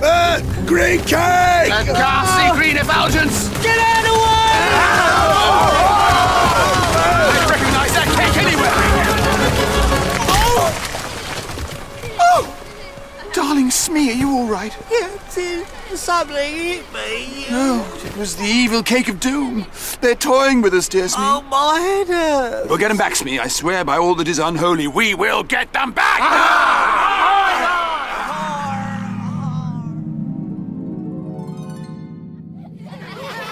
Nobbled by his own deadly green fruitcake. The story I like best is the story of the Neverbird. Tell that one, please. Tell us the story of the Neverbird, Peter. Well, the Neverbird, as you know, builds her nest in a tree overhanging the deep lagoon. A very silly, perilous place to build a big nest like the Neverbirds. And what happened that particular time, Peter? Well, one time that nest fell into the water, and still the bird sat on her eggs and kind of floated around the lagoon. And I gave orders to everyone in the Neverland that the Neverbird was not to be disturbed. And she was very grateful, wasn't she? And she hatched out some very pretty chicks. She did indeed. To be fair, it's not the most exciting story I've ever heard. Oh? John, don't be rude. It's your brother's favourite. He's just a little kid. Everyone must be allowed to have their favourites. My favourite is the one about Tinkerbell, and how just as soon as she was allowed back into the den after a week in disgrace, she tried to get revenge on Wendy. Don't encourage her to be naughty. You'll make it worse, John. What did she do? Remind us. She enlisted the help of some street fairies to have our poor Wendy put on a giant floating leaf while she was fast asleep. Somehow, with none of the rest of us noticing, they spirited her away. Next thing, our mother Wendy is floating away across the sea back towards the mainland. It was hilarious. Not so hilarious for me. And didn't I rescue you just in time? I imagine that I did. No, I rescued myself as it happens. The stupid leaf started leaking, and I woke up thinking I was having a bath. And then I saw I was right in the middle of the ocean. Luckily, I managed to swim all the way back to the Neverland. I think Tink got away with that one. I don't remember telling her off for that. That Tinkerbell gets away with murder. I like the story of how I defended everyone from the lions by drawing a circle on the ground with an arrow and shouting out, "Lions, cross this line only if you dare." Oh, yes. We were all up in the trees, holding our breath, waiting to see if the lions would dare. Of course they didn't. Hopeless lions. Of course, the best stories are the ones that haven't happened yet. She's right, you know, boys. All the adventures to come.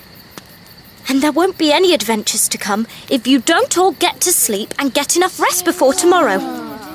No, to bed. Everyone. But remember what we're doing tomorrow. I've forgotten. What are we doing tomorrow? Are we having more adventures? Well, tomorrow, if you're all good and go to sleep right now, tomorrow we're all going to the lagoon.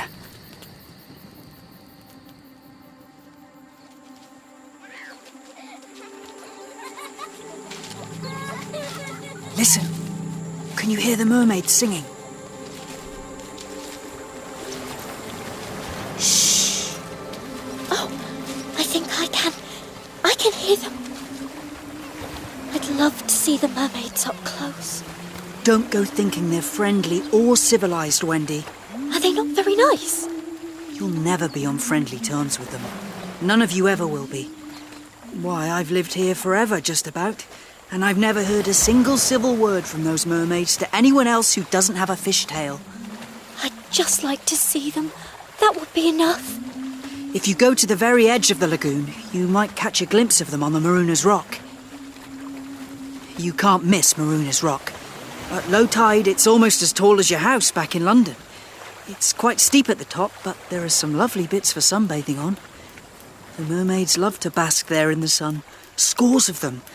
And that's where they do their knitting and combing out their hair. Oh, can't we go, Peter? We'd have to tiptoe and keep very, very quiet. Or otherwise... Oh, they've all gone! They don't want people gawping at them. Oh, it's such a shame. There's only me who they'll talk to. They can be quite cheeky, though. Plus, they all keep trying to kiss me all the time. I bet you love that. I really don't. The most special time to see the mermaids is at the turn of the moon. Why? What happens? Listen. The lagoon is very dangerous for mere mortals on nights like this. I would love to see it by moonlight. Too dangerous. Can't have you traipsing about the place in the middle of the night, especially not here. Anyway, you're the one that insists on a 7 o'clock bedtime for everyone. You said you wanted a mother for the lost boys. 7 might be a bit early, though. Oh, it'll soon be time to head home again. Not yet. We're going to swim. We're going to swim out to Marooners Rock. Won't that be terribly dangerous? Are you sure about this? Come on, John. Come on, everyone. You'll love it. The water is wonderful.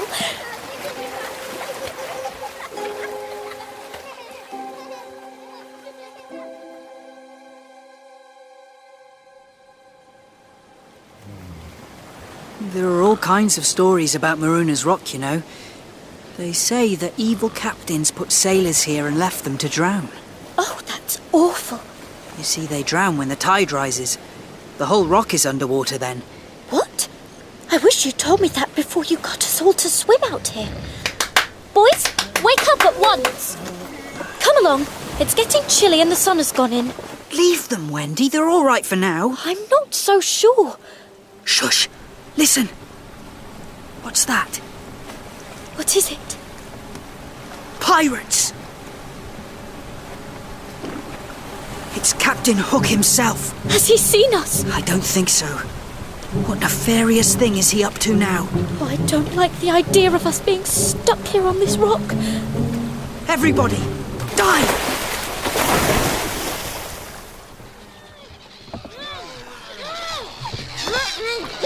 Oh, what a delightful trip to be out in the dinghy. Such lovely rowing you're doing, Mr. Smee. Oh, and me, Captain. I'm doing lovely rowing too. Yes, Mr. Starkey, I suppose you are. But not quite so good as dear Mr. Smee. You see, he throws his whole self into even the most mundane of tasks. It's always delightful to see. Ho, ho, ho.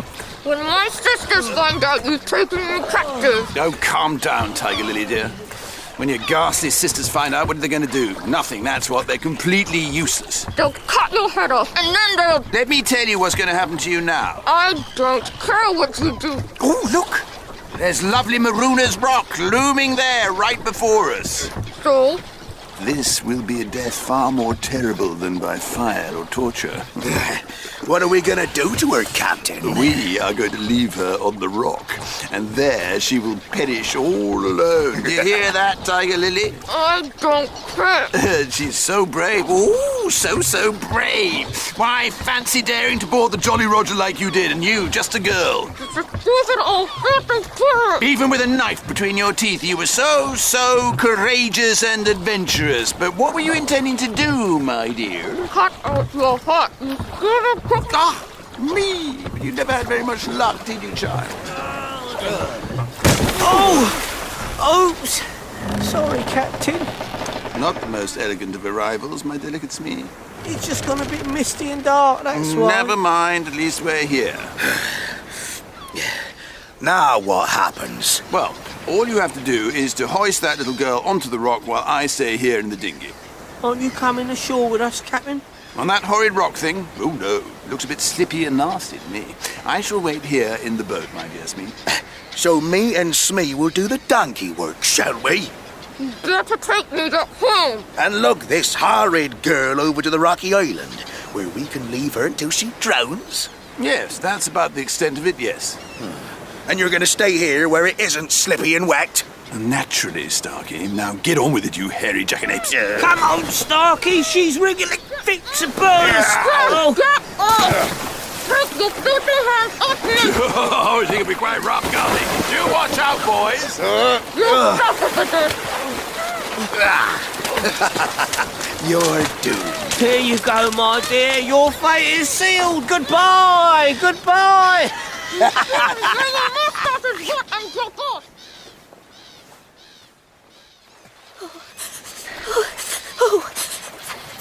Shush, Wendy.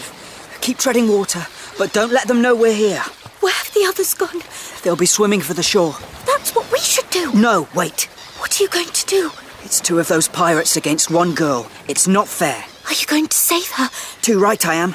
Oh, we could wait until the pirates are gone, and then we could swim back to the rock and untie her. That would be too easy. Where's the fun in that? I never do things the easy way. Oh, I suppose I know that by now. What's your plan? I'm going to do my best imitation of their captain. Listen to this. Ahoy there, you lubbers! Shh. But Captain, I can't see our dinghy in the sea mist. Where is he? I thought he was still in the boat. Sounds like he's swimming out to be with us on the rock. Why would he do that? Captain, we're doing just what you said. We're putting the girl on the rock where she will surely perish. I've changed my mind. You must set Tiger Lily free. Set her free? Yes, cut off her bonds and let her go. But, Captain! Cut, do you hear? Or I'll plunge my hook into you. This is very queer. Better do what the captain orders. Aye. Right, I'm off. See you, losers. What a shame. I thought we were going to torture her. Peter, that was brilliant. I know. Oh, and you sounded just like him. I fooled them, didn't I? They set her free. There's only one problem. What's that? There's the pirate dinghy over there in the mist, and it's got the real Captain Hook aboard. Ahoy, I'm coming in. Help me Oh, Captain! Now help me onto the rocks, you cretins! I thought you were going to stay nice and dry on the boat. What you doing, Captain? Captain, is all well? I just felt a bit lonely out there in the dinghy, sitting all by myself. He sighs?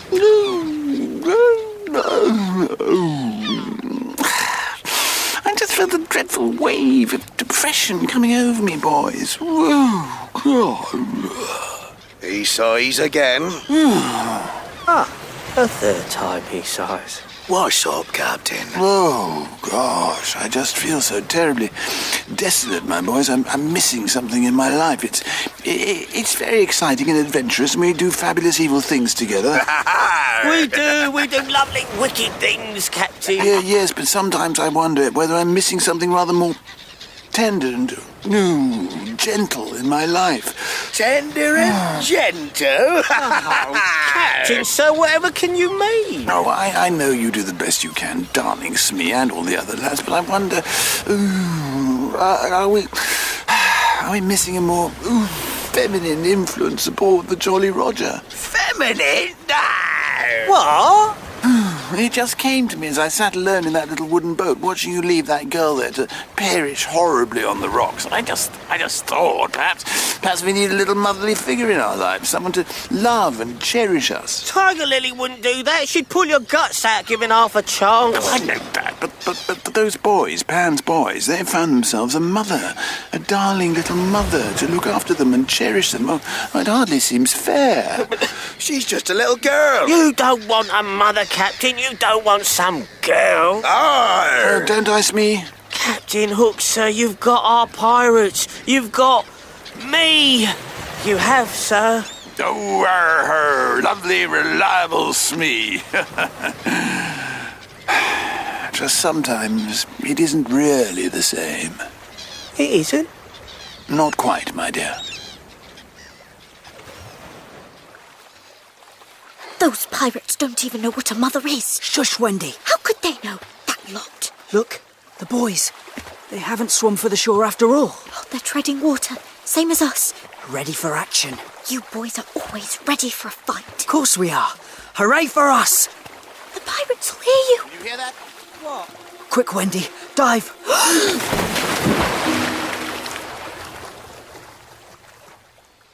Who's that? Someone's out there. I heard nothing. Hold up your lantern, Starkey. There. What's that? Floating by. Aha! That's the strangest looking bird I ever saw. It is the Neverbird floating around the lagoon on its stupid-looking nest.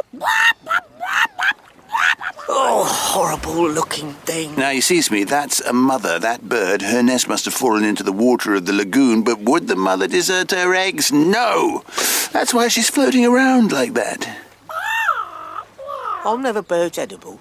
If she is a mother, perhaps she's hanging about here to help Peter Pan. Aye, that is the fear that haunts me. Captain, you said that the Lost Boys have a mother now. Aye, curse 'em.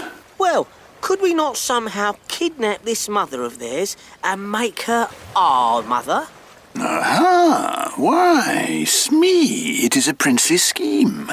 It is? Oh, yes. We will seize the children and carry them to the Jolly Roger. The boys we will make walk the plank, and that'll be the end of them. This Wendy, she shall become our mother. Oh, what was that? It was nothing, that daft duck thing on its nest. Do you agree with me, my bullies? Oh, yes, it's a delightful scheme. There is my hand on it. And there's my hook. Now swear. We swear! Ah, now, where is Tiger Lily, my boys, What? I'm looking around this tiny island of rock, and I can't see our bound and gagged prisoner anywhere. What did you do with her, boys? Huh?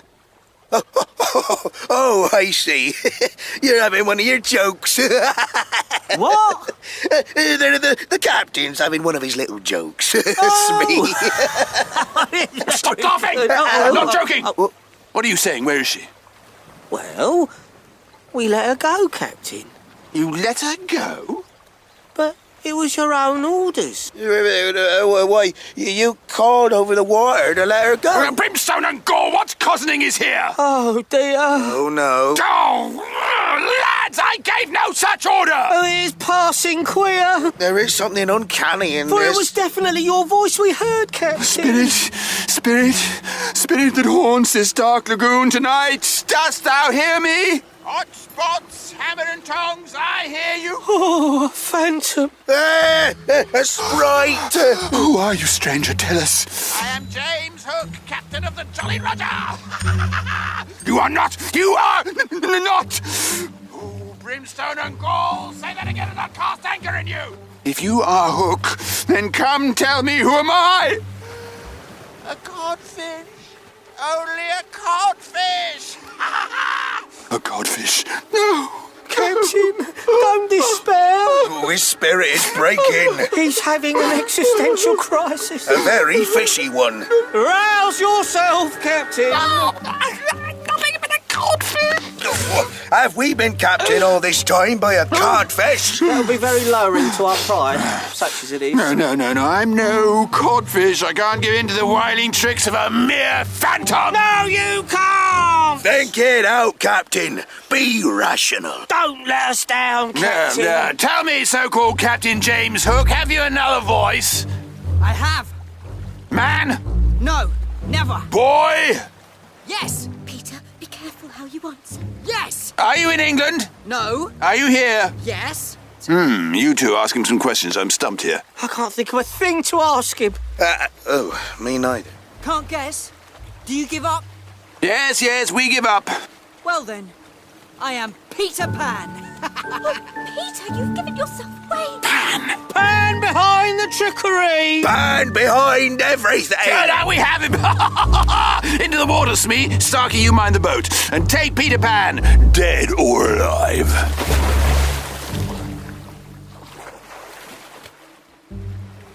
Peter, you shouldn't have given yourself away. It hardly matters. All the lost boys are here in the lagoon, treading water and waiting for my signal. We can have a proper fight now. Oh, a fight. Are you ready, boys? Aye! Then lam into the pirates, boys! I'm ashore! And so am I! Where are they all coming from? Devils! Get them! Ha-ha! They're phantoms. Soggy phantoms from the depths of the lagoon. No, they're only boys. Smash 'em, slash 'em. They got me. I've got Starkey. Hooray! And I've got... Oh, get off me! I'll get Smee's cutlass. I'll have his eyes out if he doesn't stop twisting. You'll never get Johnny Corkscrew off me. You brats won't take me alive. After him, John! Come back here, you ghastly man.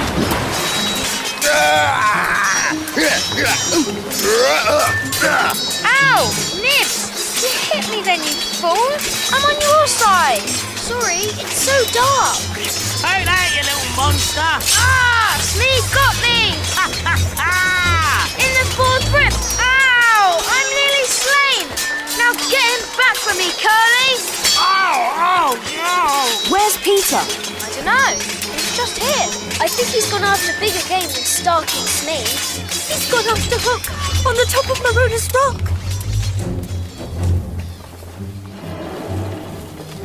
Absolutely horrid. Monsters. Oh, God, this rock is so slippery and steep. And it's a bit high up, too. Mind you don't fall. You. Give me your remaining hand. I'll help you up. Never get away from you, baby. Look, you're barely holding on.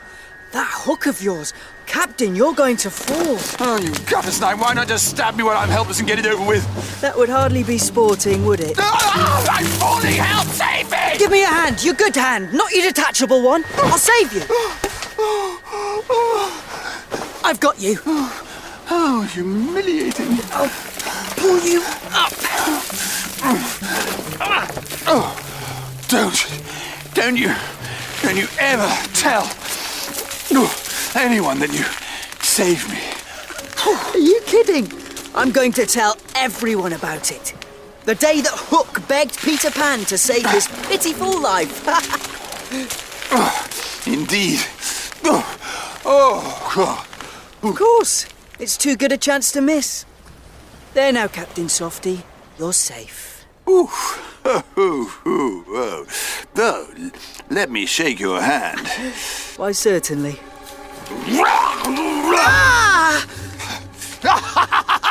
Oh, you bit me! And I'll do worse yet! No, you... And that's what you get for helping people! That's what you get for trusting people! You slashed me with your hook! Twice! Ha! You're dead! You've had it! I've killed you, Peter Pan, and it's your own foolish fault! I tried to save you! Never trust a pirate!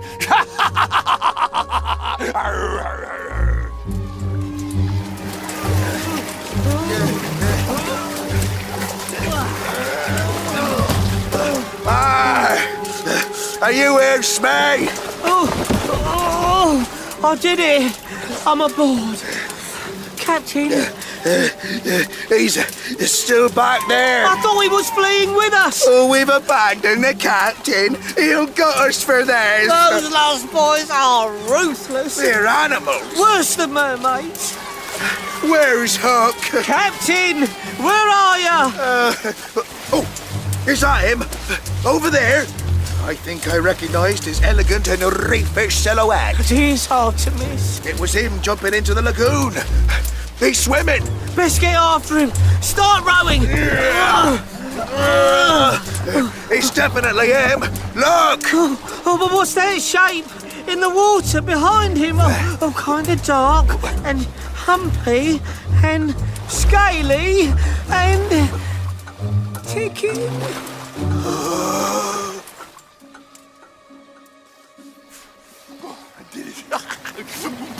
Peter Pan is slain. Now, if I can just spin my way back to the boat. What's that? No, not now. No, not now. Not at the moment of my greatest ever triumph. No, you can't eat me now.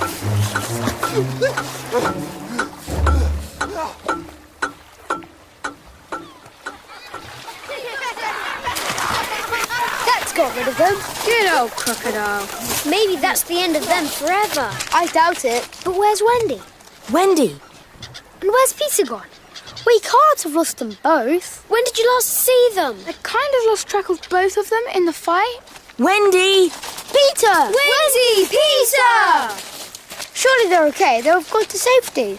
They'll be swimming back to shore, same as us. The same way Tiger Lily went. Yes, you must be right, Tootles. They must be here somewhere. Or maybe they're flying back to the den. Do you think they're all right? Really? They can't still be out at Marooners Rock, can they? I don't know, Michael. The water is rising. Soon the rock will be completely submerged. They'll swim back, surely, just the same as we did. Listen, the mermaids are laughing at us. Those harpies. They've watched this whole thing. They'd never help anyone. You should have faith in Peter and Wendy. They'll be quite safe. We'll be back at the camp soon, having a laugh about this whole adventure. I hope so.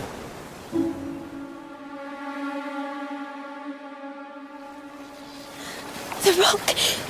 It's almost all gone underwater. The tide comes in so fast. Here, grab my arm. Got it. I thought I was going to drown. I won't let you. I thought I'd lost you. And all the others. Here, keep hold of the rock and stay with me.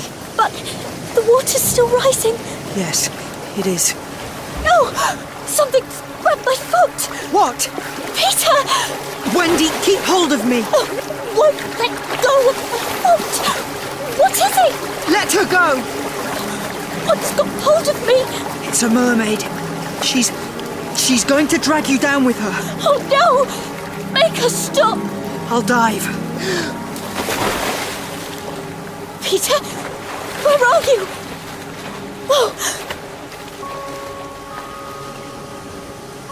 I'm free. She's gone. You did it. You saved me. They can be really vicious. There's still a tiny bit of the rock sticking out. We can cling on for a bit. Not for long. I don't think we've got very long. We need to get away from this horrible, dangerous place. Yes, we do. Shall we swim or fly? Wendy, do you think you could swim or fly as far as the island without my help? I'm not sure I could do that, Peter. I'm worn out. Oh, no. What's the matter? Are you in pain? The thing is, Wendy, I can't help you. You see, Hook wounded me. What? I can neither fly nor swim. So we'll both be drowned. Just look at how fast the water is rising. Oh, we've really had it then. Wait. Look. There's something. Something that can be of help. What is it? It's Michael's kite. Look, floating above us. It can't be. It can. It almost carried Michael away. Do you think it's strong enough? Let me grab its tail. Oh, well caught. I think it could carry you to safety. Both of us. It can't live two, remember? Michael and Curly tried. Well then, let's draw lots to see who goes. And you a lady? Never. Here, take the tail, Wendy. Grab hold tight. No, I'll not go without you. I'll never leave you. You must, or we'll both die. And where's the sense in that? Now do as I say and take hold. No, Peter, I won't go. You must. The wind will carry you to safety. Goodbye, Wendy. Peter! Peter!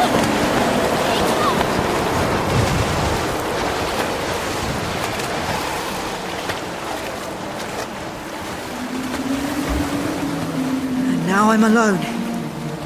Apart from the mermaids, singing to the moon. Fat lot of use they are. Now the rock's very small, and I'm too tired to swim, and I'm bleeding quite badly. Oh, Captain Hook, I wish I could have one last chance to fettle you. Am I scared? I don't think so. I'm dying, maybe, but to die will be an awfully big adventure.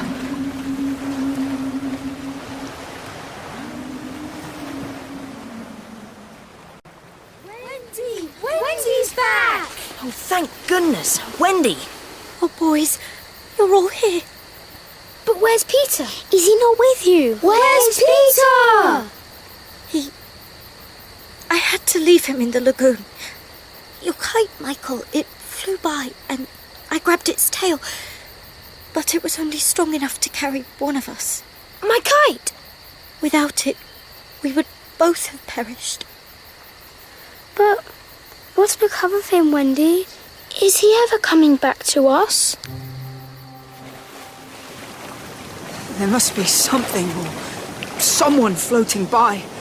Something that could be of help. Something I could cling to. There is something.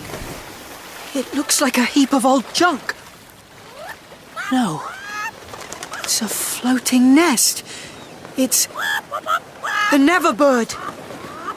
Over here, Neverbird. I'm over here. I've come to save you, Peter. Pardon? You were good to me, so I've brought my nest to save your life, even though I've still got eggs in it. Perhaps she's come to rescue me because I helped her earlier. Almost there. Though at the same time, I haven't always been kind to her. I remember laughing at her big pointy nose. It's a beak. And the way she waddles. Never mind all of that now. I'm here to save your life. Oh, I wish I spoke your squawky language and could understand what you were telling me. And I wish I could follow your strange little human words, but never mind. In more fanciful stories than this, men and birds and beasts all manage to understand each other's language. I wish we could pretend this was one of those kinds of stories. Unfortunately, we'll never be able to understand a single word the other utters. I will have to mime my meaning to you. Yes, flap your wings in semaphore or something. I want you to get into the nest. Oh, good idea. And then you can simply drift ashore. But I am too tired to bring it any nearer to you. So you must swim for it. What are you quacking about? Swim over to my nest. Bring it over, then. I can't manage another inch. Swim over here. I don't understand your awful squawking. Oh, you dunder-headed little jay. Why don't you do as I tell you? What did you call me? You're an arrogant fledgling. A scruffy cock sparrow. And you're a failed stork, a rubbish egret, a heron with pretensions. You're going to drown, you idiot. Shut up. I don't even want saving by you. I'm making one giant effort to get my nest closer so you can get aboard. I wouldn't be seen dead in that old nest of yours.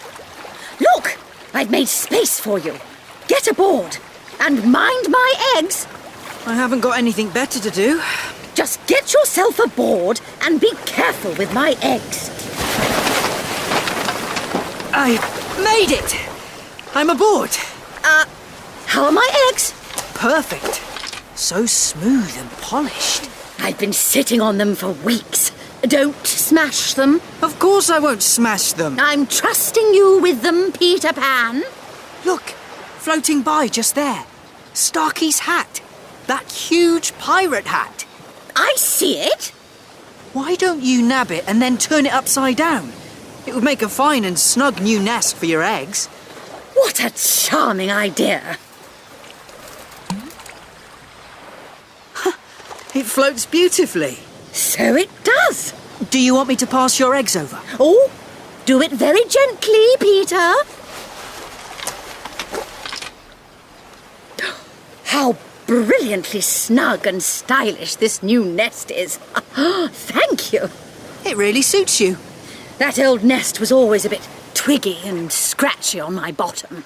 If I rig up my shirt as a sail, I can guide us safely back to shore. Hooray! Well, that's a lovely ending to our little rescue adventure. I'm glad I bothered to save your life. You're not so bad after all. I reckon all the birds will want pirate hat-shaped nests after this. I bet they will. I shall start a new vogue for floating nests with fancy brims. Right, I'm off now. The wind is picking up. Well, goodbye, Peter. Goodbye, Neverbird. I wish we understood each other's language, though. It seems such a shame that we couldn't comprehend a single word the other said. Never mind. Goodbye. Farewell, Peter Pan. And now, my little eggy offspring, let's give this pirate hat a test drive.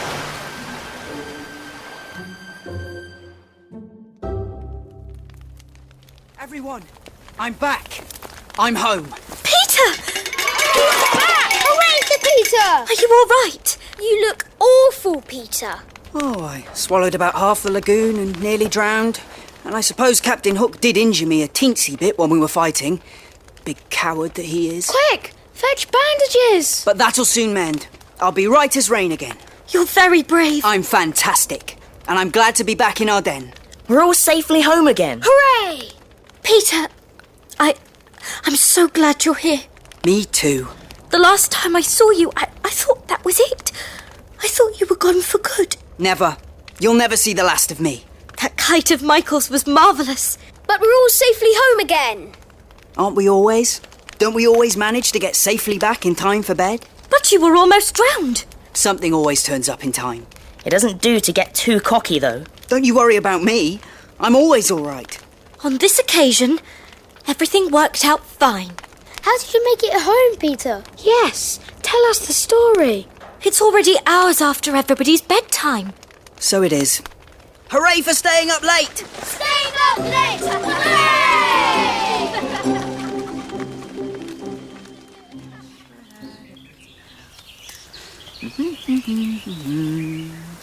With funny red walls and a roof of mossy...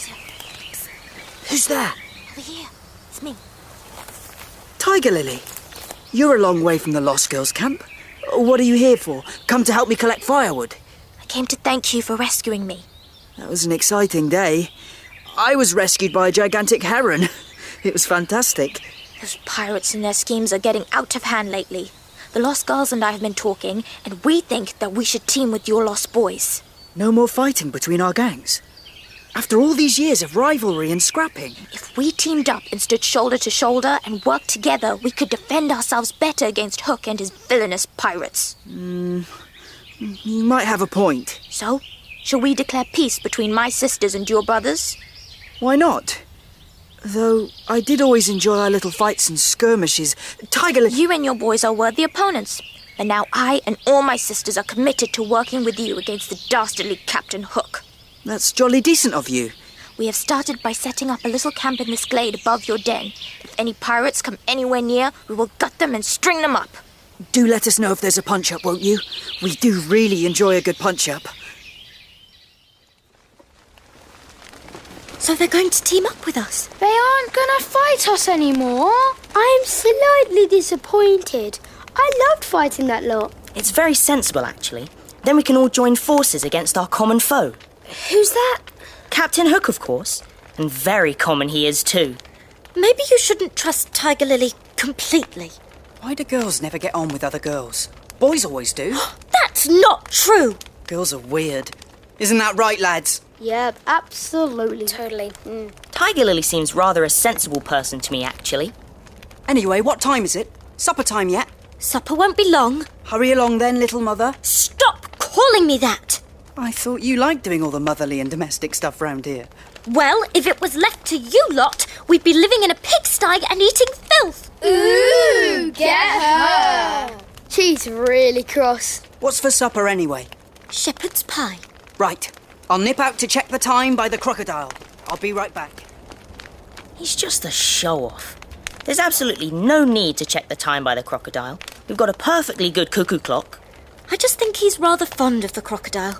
He likes hearing it chime supper time from inside its belly. Peter is weird sometimes. Shush, John! Now come and help me with these vegetables. Pass the gravy, not the carrots. Stop shoving and fighting. You remember my rules. Yes, Wendy. You're not allowed to hit each other at the supper table. What must you do? We must raise our right arm politely and refer the matter of dispute to you, Mother Wendy. That's right. And then we must say, I complain of so-and-so. Exactly.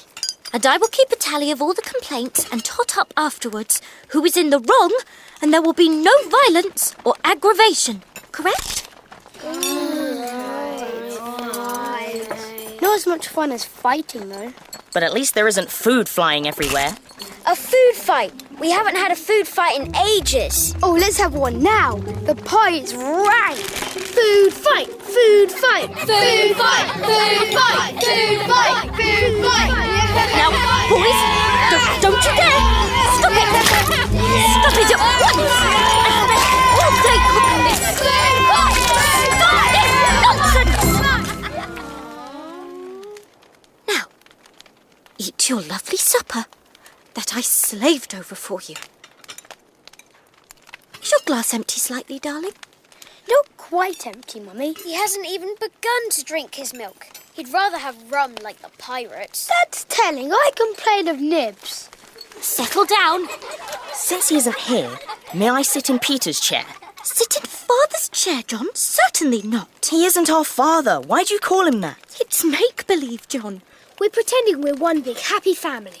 It's nice. See? Your brother understands. But you said you hated being called Mother. You said it was patronising. That was before. And besides, Peter doesn't mind being called Father. He doesn't even know what one of those is. I had to explain it to him. And he said he couldn't see the point in fathers. He says he doesn't know why people bother with parents at all. Except for mothers. Mothers who make delicious suppers. You little suck-up. Mother, I complain of Michael for sucking up. I complain of John for being horrible. We all complain of John. He's a stuck-up git. What? I complain of Nibs. I complain of Michael. I complain of Tootle. I complain of everyone. Now, stop it. You're driving me to distraction. I complain of everyone. I'm sick of all of you. Mother, how awful. That is quite upsetting. Did she really say she was sick of all of us? Wendy, you can't mean it. Surely not me, Mother Wendy. She did. She said she's sick to death of horrible kids. What an awful mother. How dare she? I said enough. Shut up. Are we such a disappointment? I'm afraid you are. Yes. We really upset her. You lot have. Not Michael and I. We're her actual brothers, and she has a lot more time for us than you. Now, you lot, clean this place up. I'm going over to my chair to do some darning of your horrible, rotten, worn-out socks, all right? And I don't want disturbing. Well, get on with it. Ta-da! I'm back! Hello, Peter. What's up with everyone? Why is it so quiet in here? Mummy Wendy shouted at us, Father. She went bananas. It was all our own fault, really. Just because we had a bit of a food fight and it got out of hand. You lot are out of control.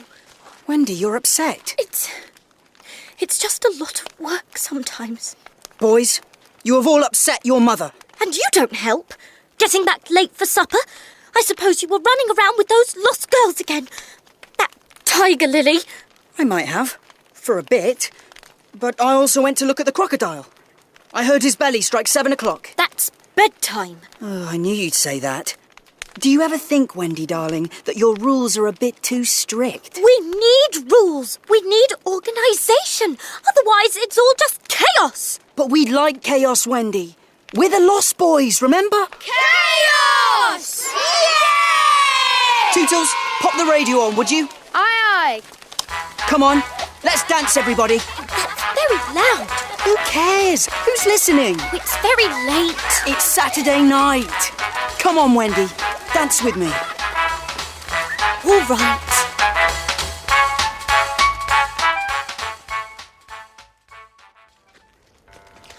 Ah, old lady. There is nothing more pleasant of an evening for you and me when the day's toil is over than to rest by the fire with the little ones nearby. Oh, it is pleasant, isn't it?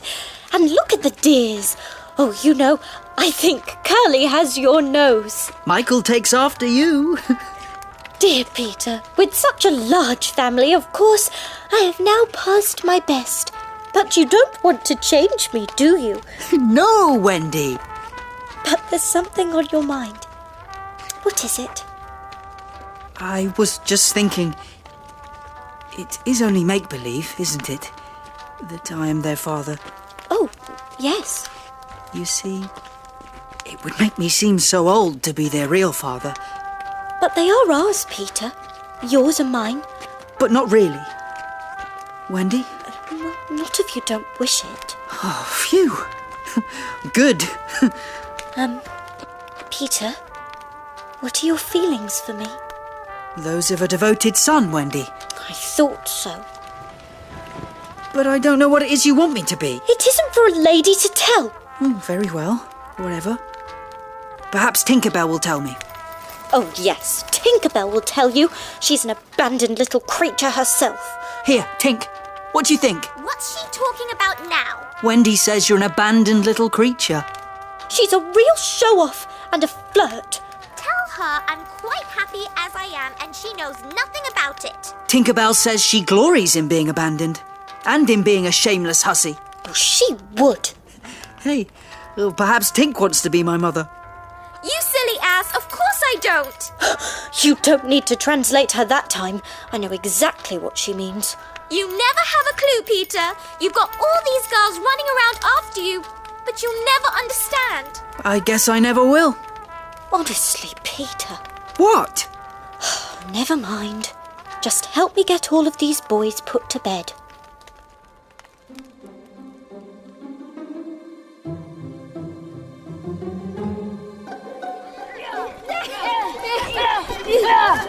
All right, guys, that's enough. Stop pillow fighting now. Oh, there are feathers everywhere. Come on, settle down. Oh, Mum, do we have to? We've had such a lovely time. I've let you stay up way past your bedtimes tonight. It's been the best night ever! Dancing and fighting. And that strange creepy song when we all pretended to be shadows creeping up on each other. That was really scary. It's been lovely, Mama. Oh, good. Well, now it's time for you to all get into your beds and listen to my story. Ooh, which story? Which one is it to be? You know the one. The story you all love the best. Hooray! Is that the one I hate the most? It's the boys I'm telling it for, Peter, not for you. Then I'll sit over here on my stool then, and I shan't listen. Well, bully for you. We're all ready, Mother. Would you please tell us a tale? How polite you all become when it's story time. Tell the story, please. Listen then. There was once a gentleman... I'd rather he was a lady. I wish he was a white rat. Quiet!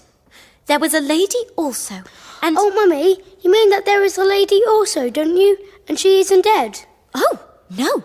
I'm awfully glad she isn't dead. Are you, John? Of course I am. Are you glad, Nibs? Absolutely. Oh, dear. Little less noise there. You should listen to your mother's story properly and stop interrupting, even if it is dull. Thanks. My pleasure. The gentleman's name was Mr. Darling, and the lady's name was Mrs. Darling. I knew them.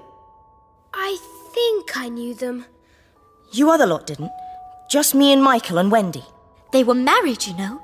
And what do you think they had? Did they have white rats? No, dear. Crocodiles? No. It's awfully puzzling. Quiet, Tootles.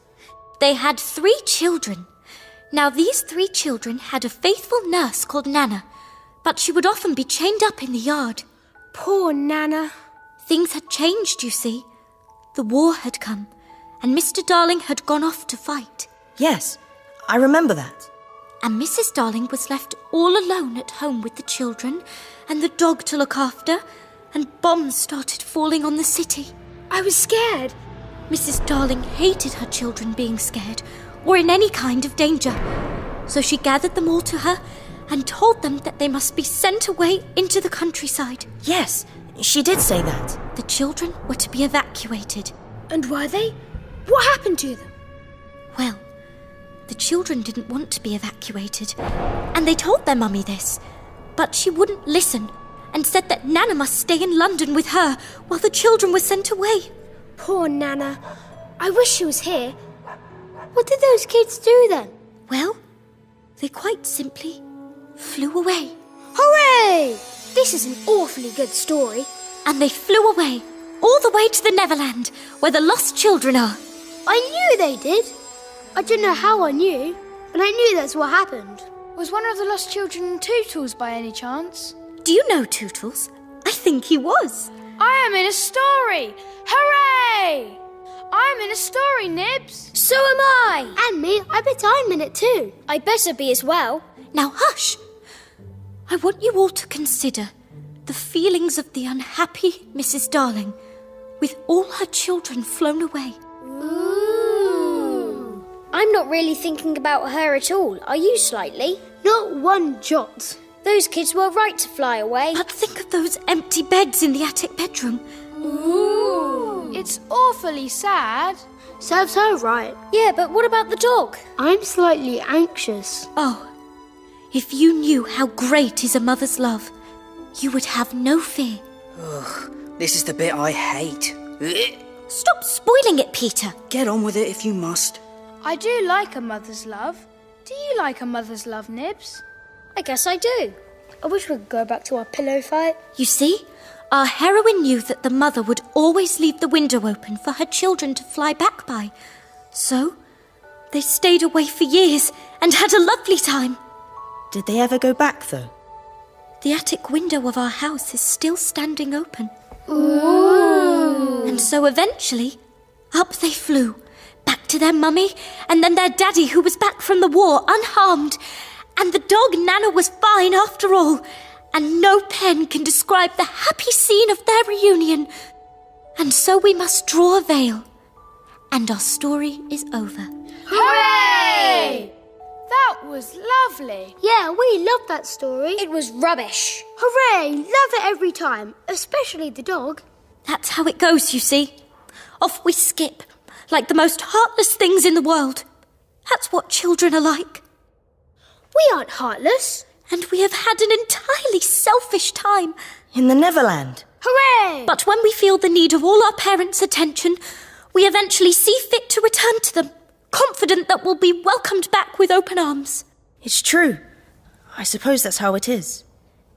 It seems so callous. I suppose our faith in our mother's love is so great that we could maybe afford to be a bit callous for a bit longer. Hooray! Hooray for being a bit callous. Ha! What is it, Peter? Have you got a pain? Where is it? It isn't that kind of pain. Then what kind is it? Do you know what, Wendy? You're wrong about mothers. What? What's he saying? What does he mean? Tell us, Peter. Tell us what you mean. Long ago, I thought the same as you. I thought my mother would always keep the window open for me. So I stayed away for moons and moons and moons, and then flew back. But the window was barred. You see, Mother had forgotten all about me, and there was another little changeling boy sleeping in my bed. Is that true, Peter? Every word of it. Do you think I would lie about something like that? And that's what you think all mothers are like, is it? Yes, I do. Wendy, I'm thinking that we ought to go home. Yes, we should go. We don't want other little boys take our place. We should go right away. Tonight. Yes, I think you're right. No! Not tonight. Not straight away. Not tonight. Please don't go. No, we must go at once. What have we been thinking of? We've been away from her for so long. Poor Mother might think we're dead. Who cares? Oh, our poor mother. Peter, will you make the necessary arrangements for our return to London? If you wish it. I do. Well, if you really want to leave the Neverland, and all of us, then there's nothing more to be said, is there? No! Make us stay. Please, Peter, ask her to stay. No, she doesn't want to. She wants to go home. They all do, don't you, boys? Yes, I think we ought to. I will do what Wendy and John decide. But I don't want to leave here. We've been so happy here. It's brilliant. No, it's no good. If Wendy has decided that you must return to your ordinary, boring lives, if Wendy has decided to do that, then that is what must happen.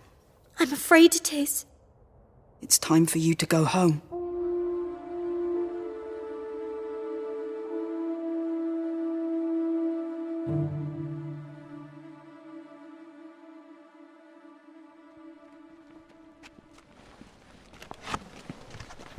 I'm nipping out to have a word with Tiger Lily and her sisters.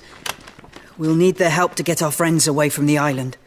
You lot stay here and keep an eye on Wendy and her brothers. Keep an eye on them. Make sure they don't try to dash off early, Nibs. I will. He's upset. I've never seen him so downcast. It's all her fault. It's all your fault, Wendy. I'm sorry, but we simply must go home, boys. And that's all there is to it. But everything will be ruined. Nothing will be any good again. It'll all go back to how it was. I mean, it was okay. But not as good as it is now. Everything will be worse than it was before. I know what. Let's not let her go. What? Let's keep her prisoner. Let's keep all three our prisoner. I say. Chain them up. No, let us go. Why, you're no better than those bally pirates. Tootles, tell them, please. You can't put us in chains. You can't take us prisoner. What? Tootles, you're the nicest one. I am? The most sensible of the lost boys. Oh, surely not. I'm just Tootles. No one takes any notice of me. But we do, Tootles. You're far and away the best of all the lost boys. I am? Get out of the way, Tootles. Yeah, let us train them up. No, don't you dare do this. You must behave like proper gentlemen. Gentlemen, yeah. I mean it. Thank you, Tootles. Hey, what's all this? Nothing. The others were going to chain Wendy and her brothers up to keep them here forever. Is this true? Of course not. No. Then what's that chain for? It's true, Peter. They were going to tie us up. Look here, boys, it's no good. I would never keep anyone here in the Neverland against their will. We understand. Boo.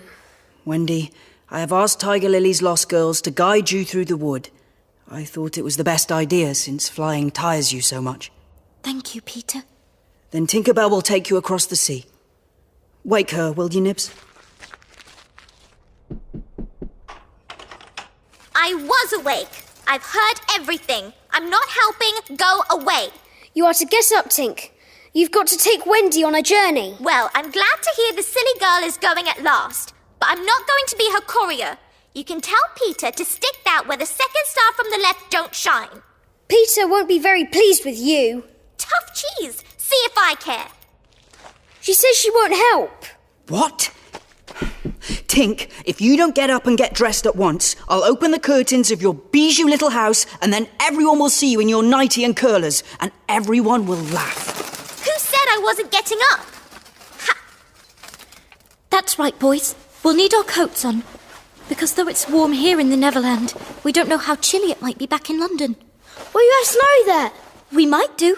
You're going off on another adventure. Yeah, we'll just be stuck here in the same old place. I want snow and planes and bombs and that dog. Oh, boys.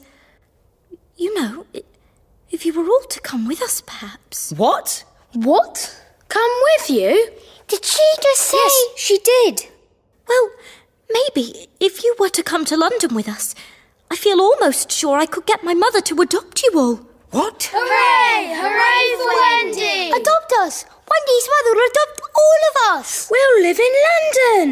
We'll have snow and bombs falling. We'll have a great big dog! Yes, we'll come. We'll come with you. Wendy, are you sure about this? Why, it will only mean having a few extra beds in the drawing room. If they were fold-down beds, we could put them away each morning. Oh, there's plenty of room in our house for everyone. Hooray! A dog? Peter, can't we go? Yes, Peter. Would you mind? Please say yes. There's a dog. Oh, please, Peter. Are you sure, though, boys? Yes, we're sure. We'll all love it there. Oh, let's all go to London, Peter. Together. All right. We have to pack. We can't take too much. It's exciting. Somewhere new. Where the bomb's going off. Quick, quick. I must make sure everyone takes their medicine before we all go. Must you? It's part of a mother's job. Everyone queue up for their little glass full of medicine. They must guess that it's just water. Oh, shush, John. You mustn't spoil the game. Get in the queue with the others. Ugh, tastes horrible. It must be doing us some good then. Thank you, Wendy. Peter, here's your draft of medicine. I'll take it later. Put my glass down by my chair. What's the matter? You look so sad. Do I? I'm just really tired all of a sudden. Get your things, Peter. No. I'm not going with you, Wendy. Oh, yes, you are, Peter Pan. No, I'm not. I'm staying here and having a lovely long sleep. But, Peter, we could go looking for your mother. Oh, Wendy. Even if I ever really had a mother, I don't really miss her anymore. Oh, but surely... I can do very well without her. I'm sure that's true, but... I've tried to remember everything about her I can. But all I can recall are her bad points anyway. Oh, no one is perfect, Peter. It's been too long, Wendy. Don't you see? I'm not sure I understand at all. I just always want to be a little boy and to have fun. But, Peter, that's not how the world works. Yes, it does, Wendy. But not really, not the real world. I couldn't give two hoots about that. Please come with us. No. What's up, Wendy? Everyone, you need to know. Peter isn't coming with us. What? Peter's not coming? But that can't be right. You have to come with us, Peter. We have to be together. Peter Pan and the Lost Boys. We're inseparable. We're going to London, and there's a dog. I'm staying in the Neverland, boys. Oh, Peter, please come with us. No. But I wish you all good luck. And if you find your mothers, I hope you will like them. Oh, Peter, are we all being noodles to want to go? No. You must do what you feel. If you want to go with Wendy, you must. We all want to go, just to see. Yeah, we do want to go. Now then, no fuss, no blubbering, no worrying. Wendy, goodbye. Remember to change your pants and socks every day. Yes. And will you take your medicine that I left out for you? Yes. Well, that seems to be everything. Are you ready, Tinkerbell? Aye. Then lead the way. This way, Wendy. Boys. What's that? A battle! An attack! Peter, there's something going on up there. Something terrible. Peter! Shh! Listen, it's the Lost Girls. What's happening up there?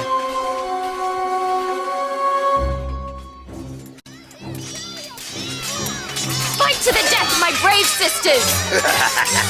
I've looked forward to giving these viragos a taste of my blade. Smash 'em! Smash 'em! Rip 'em to pieces! Smee, come with me.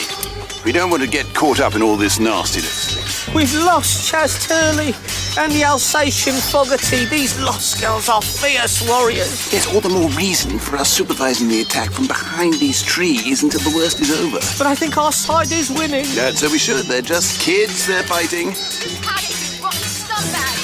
Why are they even bothering to fight for the Lost Boys? I thought they were all enemies. Because they're all idiots, Smees. Lost girls, lost boys, Pan, a lot of them. They're all absolute numpties.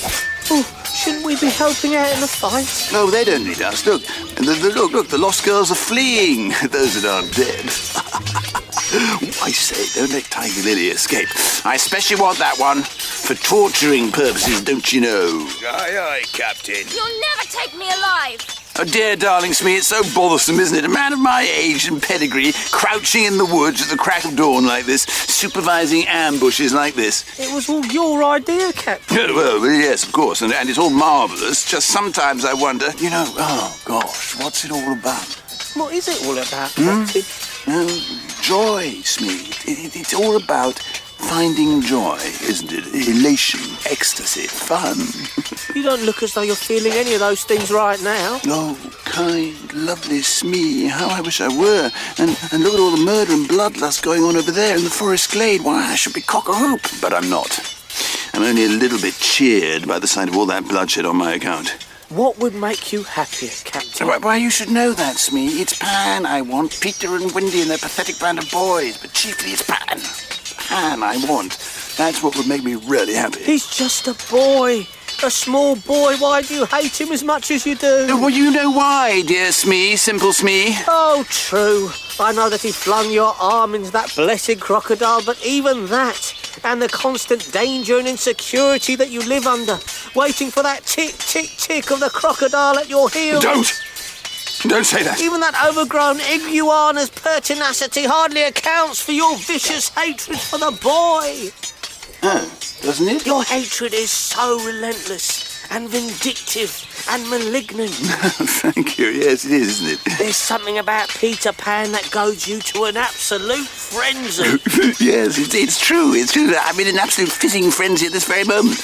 Is it his boundless courage? No, it's his cockiness. You see, that's what it is, Smee. I can't bear Pan's infernal cockiness. Oh, I see. Yeah, it gets on my nerves. It makes my iron claw twitch. At night, it disturbs me like an insect. His cocky laughter, his bravado, his devil-may-care attitude. It drives me completely bonkers. Oh, the battle seems to have come to an end, sir. Oh, really? Terrific. All the lost girls are either dead or fled or tied up, Captain, sir. Oh, lovely, Starkey. How lovely. You and your fellows have done a simply lovely ambush here. Thank you so much, dearest. You monster! You wicked monster! Oh, dear, that's that awful girl Tiger Lily, isn't it?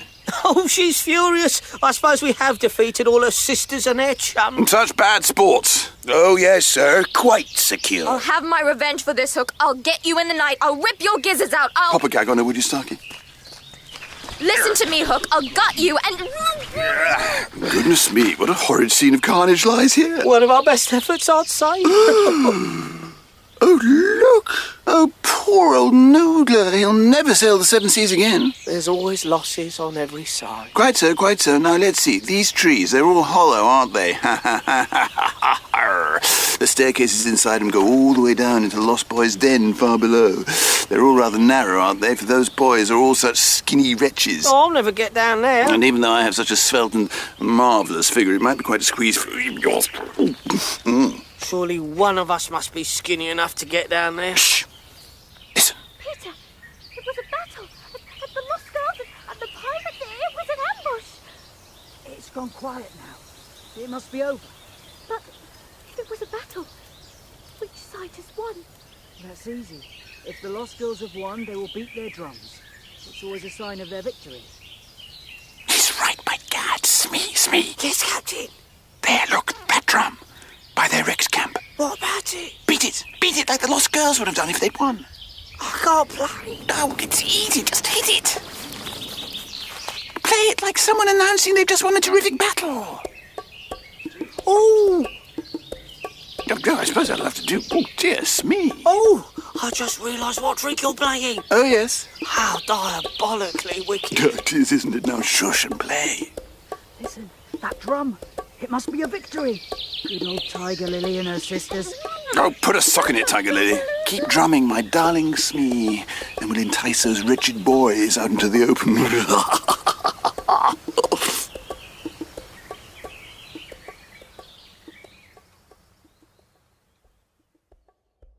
Off you go then, boys. It's quite safe now. Now, Peter, are you absolutely sure? That it's safe? Of course. Don't you hear the tom-toms? I mean, about coming with us to London. Oh, no. Absolutely not. Awful place. Full of grown-ups. Well, goodbye then, Peter. If you're sure. I'll miss you so much. Goodbye, Wendy. Take good care of them all, Tink. So, it's just me again. All alone again. Oh, it's funny how, when everyone's gone, and there's no one to play with, I feel so tired. Just need to get some sleep.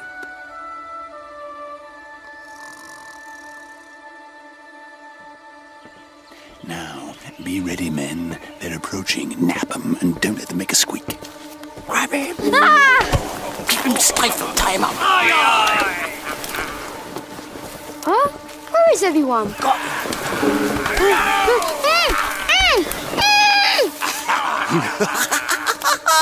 We've got him. Slightly. What?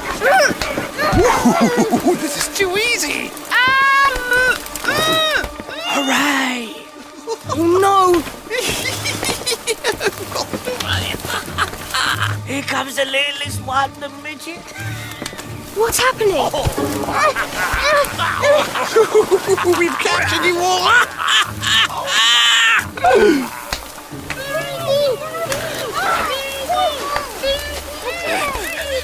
Is that the lot of them, Captain? Not quite, not yet.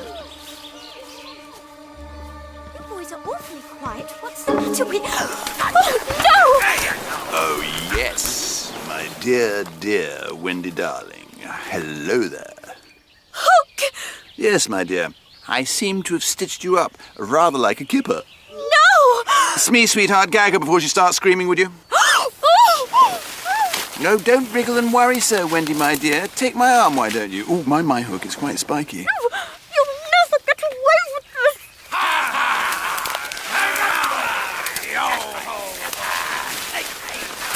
We did it! We did it! Let us go! Let us go at once! Come along, Wendy. Step this way, would you? Look, all your fellow urchins have been trussed up very neatly by my band of doughty ruffians, all ready to be delivered to the Jolly Roger.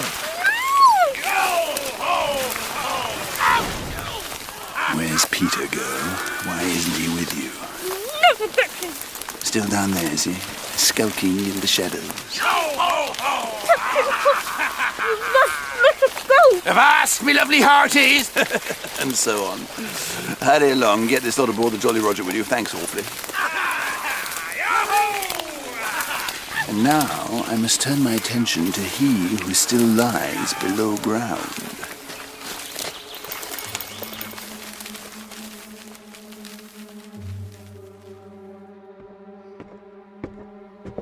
Well.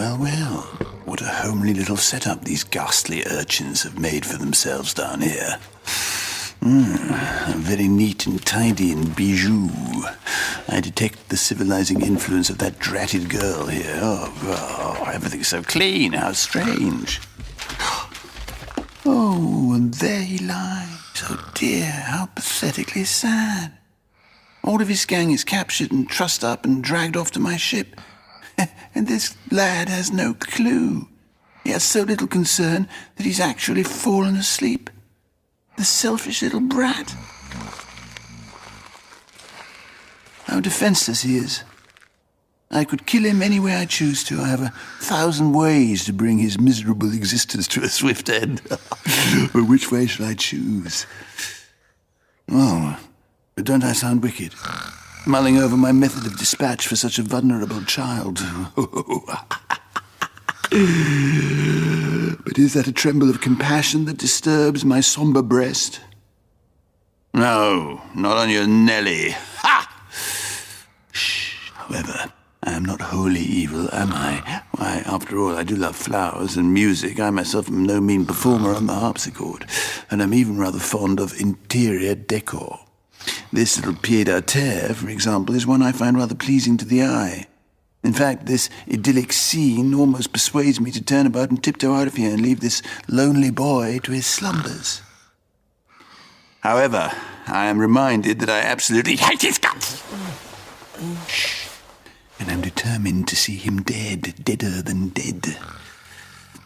But I have not the heart to kill him in cold blood as he lies there defenseless. Even Captain Hook balks at such brutality. However, I do have about my person a dreadful drug, a lethal draught blended by myself from all the most noxious substances I have ever encountered. I've boiled them all down into this virulent balm, quite unknown to science, possibly the nastiest poison in all existence. Shh. Oh, look, a handy glass of water right beside the sleeping boy's head. How very fortuitous. Plop, plop, plop, plop, plop, plop, plop. 1, 2, 3, 4, 5, and there we have it. A glass of pure wickedness, a soothing draught of deadly nastiness. Oh, I've really done it now. He's as good as dead. Let me take one last lingering, gloating look at my poor victim. And then I shall be off.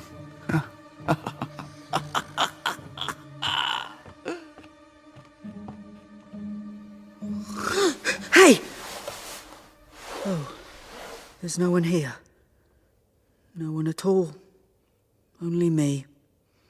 They all left me. I didn't think they would, but they did. Every one of them.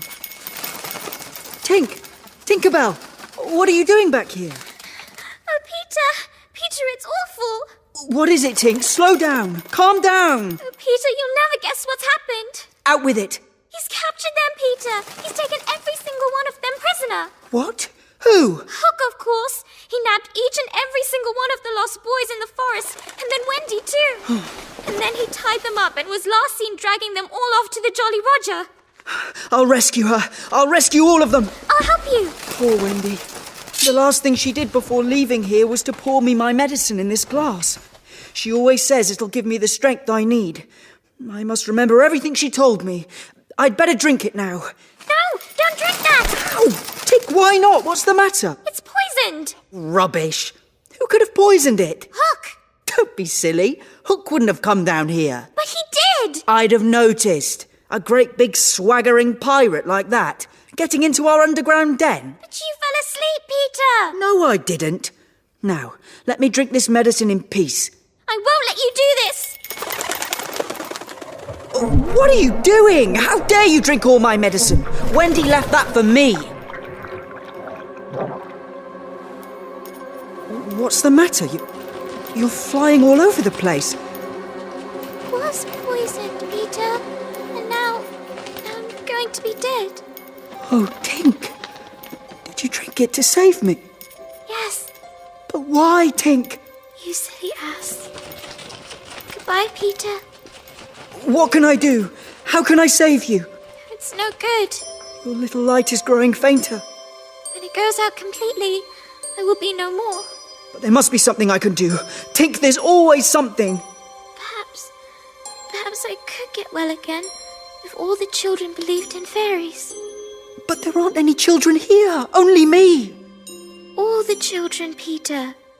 Maybe if I called on everyone who might be dreaming of the Neverland, maybe that would do.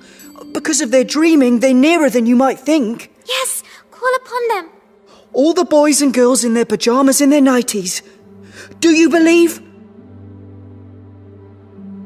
What are they saying? Can you hear? I'm not sure. I'll try again. Everyone listening, do you believe in fairies? Are they really listening? Do they care? Don't let Tinkerbell die. If you believe, clap your hands, now!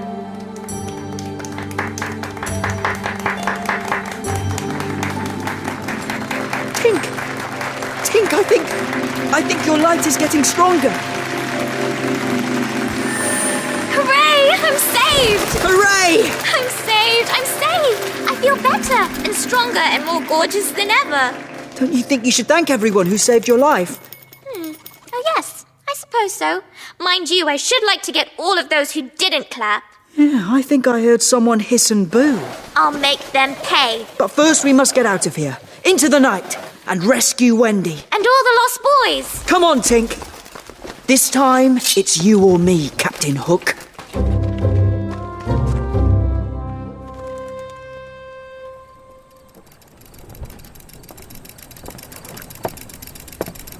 What are you doing, poor pathetic Smee? Oh, a little bit of hemming before I turn in for the night, Captain. Hemming?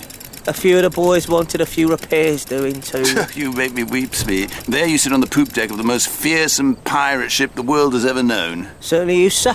Treadling on your sewing machine. Someone has to do it. You're such a dear ninny, Smee. Never change. Well, I'm not bothered about drinking and carousing as much as the others are, or sleeping in a pile of my own vomit, or playing endless games of cards and dice.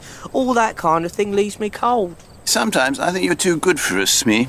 I prefer to sit here on the poop deck, doing my sewing and drinking in the miasma of the night. You're so contented, aren't you?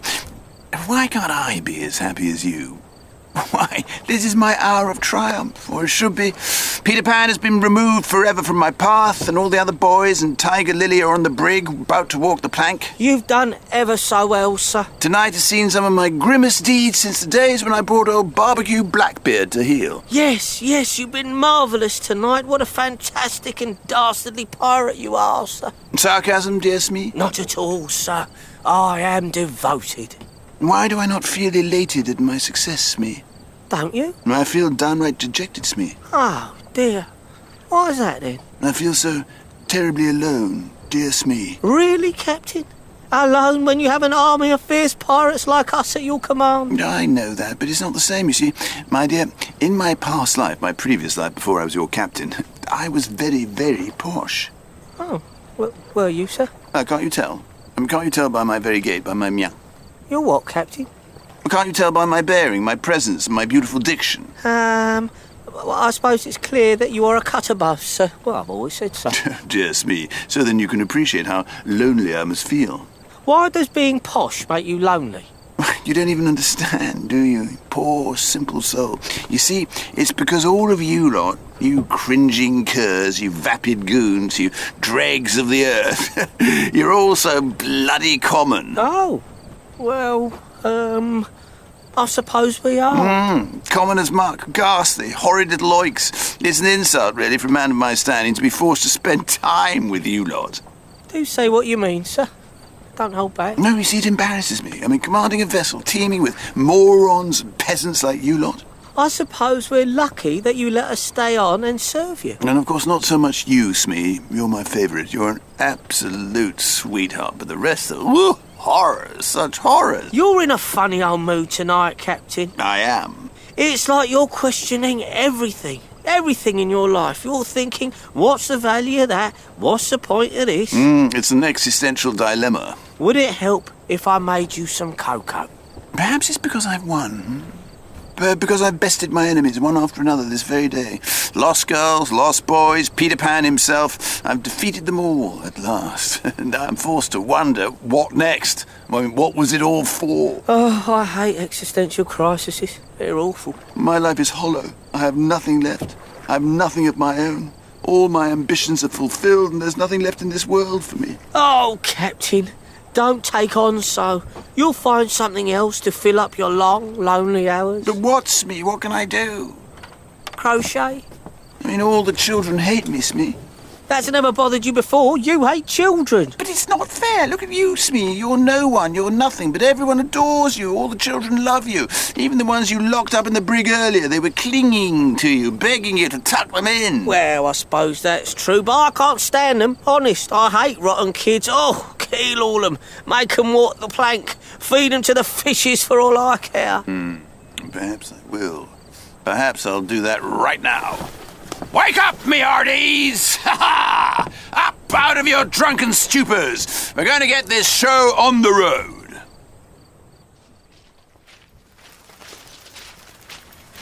There it is, Tink. The Jolly Roger. Leave us alone. Peter will save us. You'll never get away with this. We've got to save them all. I suppose so.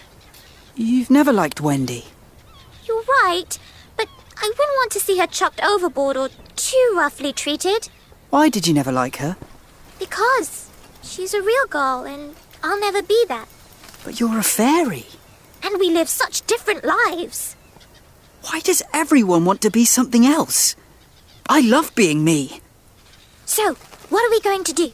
We've got to think about the right way of going about this and using the element of surprise. Oh, I'd love to give those pirates a really horrible surprise. I've just had a fantastic idea, Tink. What is it? Come on.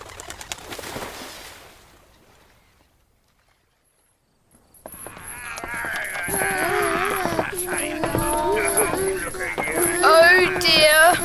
Aha, boys and girls, here you are. Get lost, Hook. Do your worst, you horror. I shall, never fear, Tiger Lil. Oh dear. Don't be scared of him. He's just a big Nelly. Now, I reckon we'll have 6 of you walking the plank tonight. That's a good number. We're not scared of walking the plank. Yeah, we're not scared. To be fair, I'm a bit scared of walking the plank. Do we have to kill 'em all, Captain? Couldn't we turn some of them into pirates? Smee's right. We do have some room aboard the Jolly Roger for some extra pirates, some new recruits. Pirates? And I could have a parrot. Yeah. Anyone fancy it? It's quite a good career. No money as such, but it's good exposure for you, plus all the wormy biscuits you can eat. None of us would work for you, Hook. We'd rather die. Now, Michael, don't aggravate the nasty man, not unnecessarily. Your mother Wendy is right. You don't want to annoy me. I might think about becoming a cabin boy. You get to see the world. You'd get good meals. You could hang out with all the pirates. You, boy. You look as if you have a little pluck. Me, sir? Yes, you in that stupid hat. He's one to talk. Did you never want to be a pirate, my young hearty? It's very interesting you should ask that, sir. Because sometimes, when I'm doing my maths homework, I do think to myself, I'd much rather be a pirate than do fractions. You see, I knew it. I have an eye for these things. Arr, arr. Arr! Yo ho ho! Do you have a pirate name for yourself, by any chance, my boy? I did once think of calling myself, Red-Handed Jack. Oh, arr, Red-Handed Jack! Ha ha! And a good name, too. That's what we'll call you if you join our crew. Ho ho yo! Goodness, what a nice offer. You can't leave my brother out, though. We go everywhere together. What do you think, Michael? What would you call me if I join your crew? Blackbeard Joe. Ooh, I quite like the sound of that. 2 of the most despicable-sounding rascals that ever sailed. What do you think, John? You're the oldest. You decide. No, you decide, Michael. Well, we don't have all night. It's not everyone I invite aboard the Jolly Roger, you know. Shall we still be respectable subjects of the king? What? No, of course not. Oh. I mean, you'd have to swear down with the king. What? Then I refuse. And I refuse. Rule Britannia! Rule Britannia, my bum!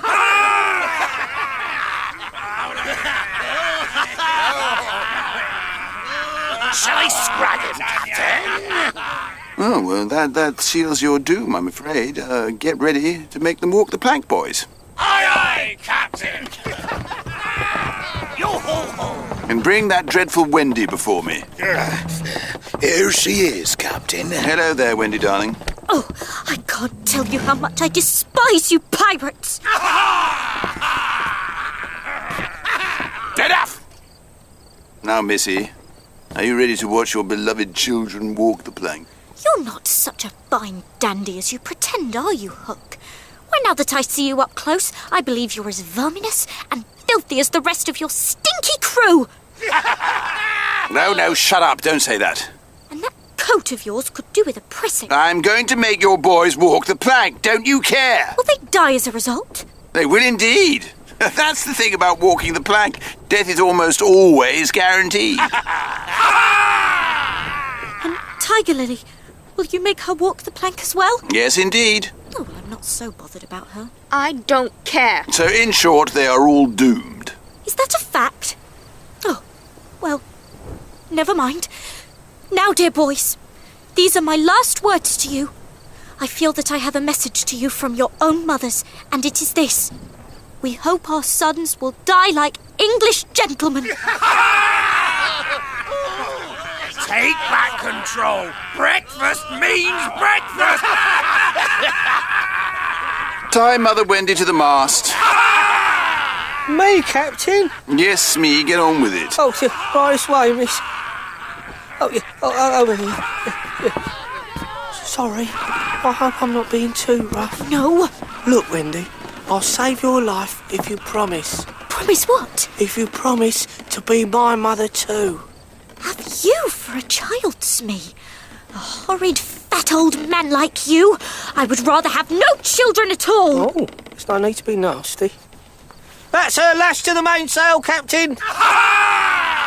Very good, Smee. Yippee! Be brave, boys.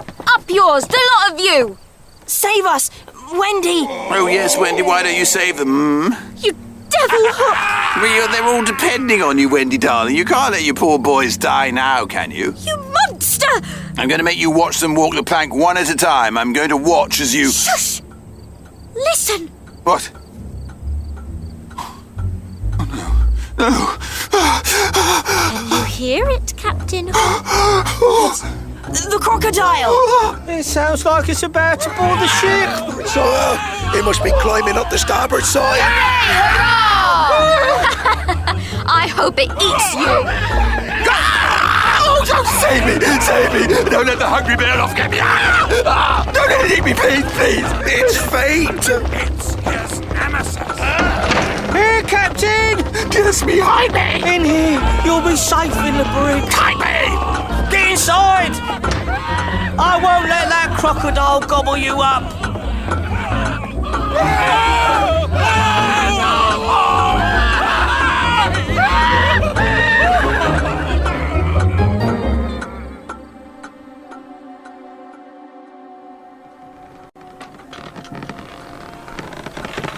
Tick, tick, tick, tick. Slightly. Peter, Shush. Help me over the side. we're glad to see you. Peter, you're just in time. Quick, why they're all dashing about in a panic? They're going to make us walk the plank. We'll see about that. What's this? No! It can't be! Take that! John, put your hands over his mouth. Now chuck the carrion overboard.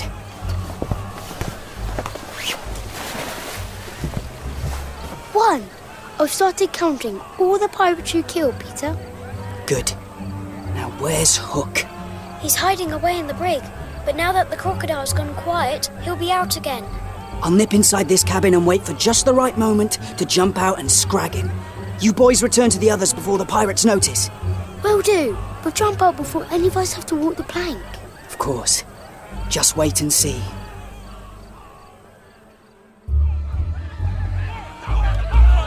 Is it gone? Has it got aboard? It's gone, Captain. All just about quiet again, I think. I can't hear the ticking anymore. The others are looking all over the ship, but I think the crocodile has gone. Well, let's get back on with the fun, eh? Here's to Johnny Plank. Yo-ho, yo-ho, the frisky plank. He walks along it so, till he goes down and you go down to the Davy Joes below. Yo-ho, floaty plank. Skip along it do, till down it sank and down you sank into the deep and dreadful blue. Oh, do you boys want to touch the cat before you walk the plank? No! A cat? The cat's so nine-tails, you ninny. He means a whipping. Just you try. Fetch the cat, Murphy. It's in my cabin. Oi, Captain! Oh, yo, the scratching cat, its tails are nine, you know, and when they're writ upon your back... Oh, what the devil was that? What's that hideous noise? Checo! See, what's become of Murphy in my cabin? Oi, oi! Why, it sounds like the wicked cockerel of the Sargasso Sea. Legends tell of that accursed fowl. He was the pet of fang-faced Trevor, the ship's cook aboard the Saucy Beryl, who made a foolish pact with Beelzebub himself. I've heard tell of that legend of yore. It's him! Ah! And the story has it that this bird was a favourite of Satan's and was never to be killed and eaten unless the crew wished to face a terrible end. And of course they ran out of food and they strangled the bird. And now there's a ghostly black cockerel that is glimpsed sometimes in the night, but only by the wickedest of pirate crews. And that's us, men. What's the matter with Murphy, you dog? Murphy, dead. Checo, my dear, go back and fetch me out that noisy and accursed doodle-doo.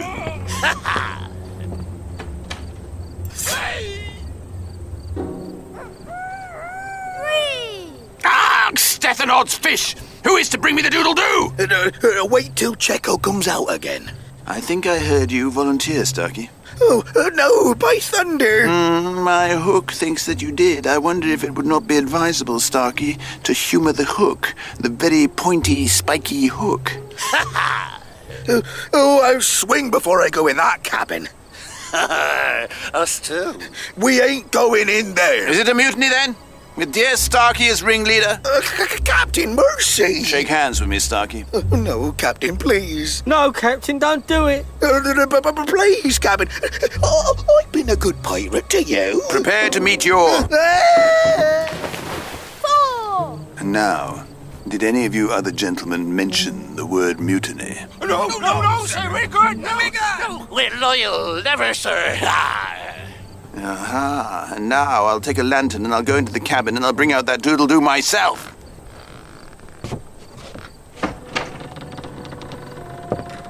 I'm longing to shout 5. Something blew out my lantern. I'm not going in there. Something? What of Checo? Ah, he's as dead as Murphy. No. They do say the surest sign a ship's accursed is when there's one on board more than can be accounted for. It's the devil. I've heard he always gets aboard a pirate ship at the last. Did he have a tail, Captain? They say when the devil comes, it's in the likeness of the wickedest man aboard. Had he a hook, Captain?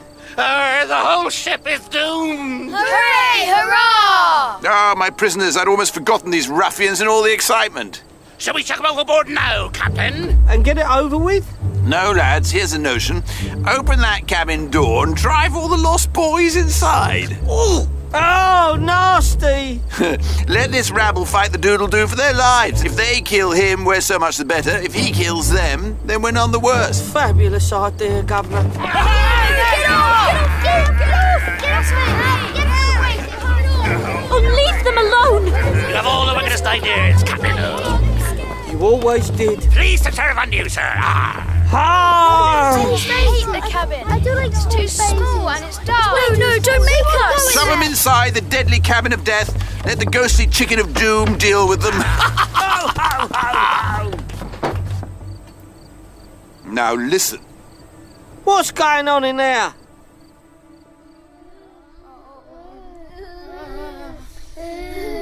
Who's that? Peter? Is that you? Of course it's me. Now look, there's weapons here. This is Hook's arsenal. Grab swords, daggers. And look, here's one of Hook's old wigs. What does it look like on me? Do I look like a lady? Are we going to attack them? What about Wendy? Let me at him! Hold on, Tiger Lil. Just wait a bit, everyone. We'll do this right. Look, there's a back way out of this cabin. Ooh. So what we'll do is nip out this way while Hook and his diabolical flunkies are waiting and listening at the front. Hooray! and we'll get ready to charge 'em and kill 'em all. Hooray! What about Wendy? She's still tied helpless to the mast. I'll go straight to her and cut her free with my sword, and I'll take her place. What for? So then I can jump out when they're least expecting it. Hooray! Now come on! Places, everyone.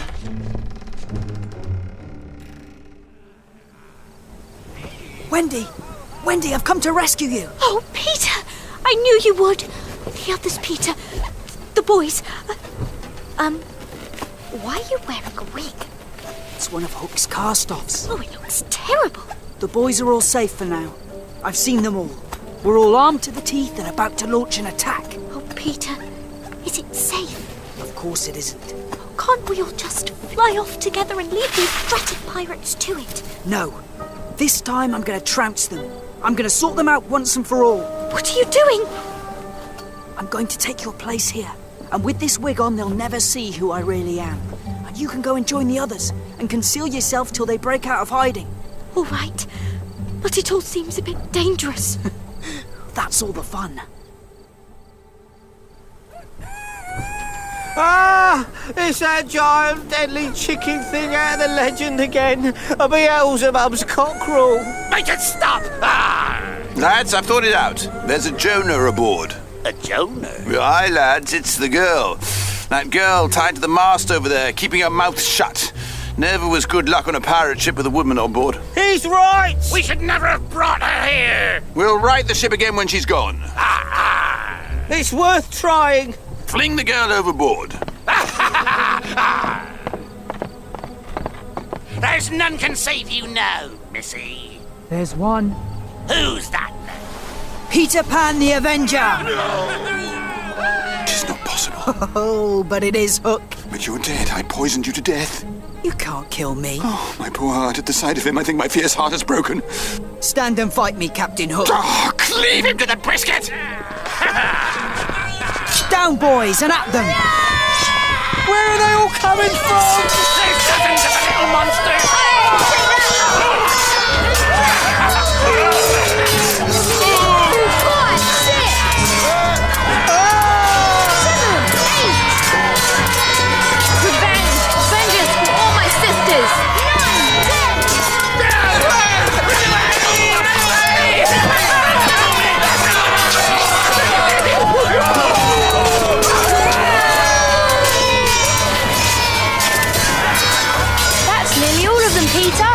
Say, this is quite good fun, this. We've killed them all! Or the cowards have jumped overboard. We've got Hook surrounded, boys. Oh, you miserable little cretins, you've killed my lovely crew! Put up your swords, boys. This man is mine. Let me at him, Peter. No, Tiger Lil. It is for me to face him at the last. Face me then, Peter Pan. I will. So, Pan, this is all you're doing. Aye, James Hook. It is all my doing. Proud and insolent youth, prepare to meet thy doom. Dark and sinister man, have at thee! Be careful, Captain. Watch out, Peter! You are a superb swordsman. I know. Parry with a dazzling rapidity, boy. Kind of you to say so. And ever and anon you follow up each mate with a lunge. Ow! That almost gets past my defence. I'll wear you down. But your shorter reach stands you in ill stead, boy. That hardly matters. I'd say we're a match for each other in brilliancy. You're not so nimble in wrist play. What with you having a hook and all. And here's my favourite thrust. Taught to me long ago by Barbecue Blackbeard down in Rio. Rubbish. I can turn that aside again and again. Then I must try something else. You're tiring, old man. You can taste my hook. There you go. Oh, you got me in the ribs. You're bleeding, Hook. Oh, I can see my own blood. I can't bear the sight of my own blood. What a weird colour it is. Oh, heliotrope. Or magenta. No, it's fuchsia. It's pink. Captain Hook, your blood is pink. Oh, don't remind me. And now you're disarmed and at my mercy. No. Now, Peter, do him in. No, I will give him a sporting chance. He doesn't deserve it. He's a creep. Oh, mercy, mercy, mercy. Pick your sword back up, Captain. Now fight me again, you awful man. Dash his brains out. Tell me truly, who and what art thou? I'm youth. I'm joy. I'm a little bird that has just broken out of the egg. Oh, you're talking nonsense. I know. Marvellous, isn't it? I'm going to kill you if it takes the last drop of my strength. Ow! Ow! This is your very last moment, Captain James Hook. I see that. You have bested me, Peter Pan. Peter, he's going to fling himself overboard. Jump overboard for all I care. What? Do what you want. Oh, Captain, my Captain, please don't. Oh, it's too late, Smee. It's over. Well, if you're going to, just get on with it. Right. I am. Of course, you know, that crocodile could well be down there. What? Waiting to eat you up at last. No. How could you possibly know that? Maybe I do, maybe I don't. Well, you don't know anything. Well, maybe he followed me from the shore earlier, and maybe he was looking absolutely ravenous. Oh, you're bluffing. Can't you hear his tick-tick-ticking? No, I can't. Maybe that's because his clock has run down at last. He's down there, silent but deadly, waiting for you, Captain Hook. I said his clock would wind down one day. Oh, don't jump, Captain. Surrender to Peter Pan and the Lost Boys. Never! I'm jumping and that's that. Off you go, then. A curse on you. A curse on all you rotten children. And rotten children everywhere. Especially the ones listening to this. Go, before I kick you overboard.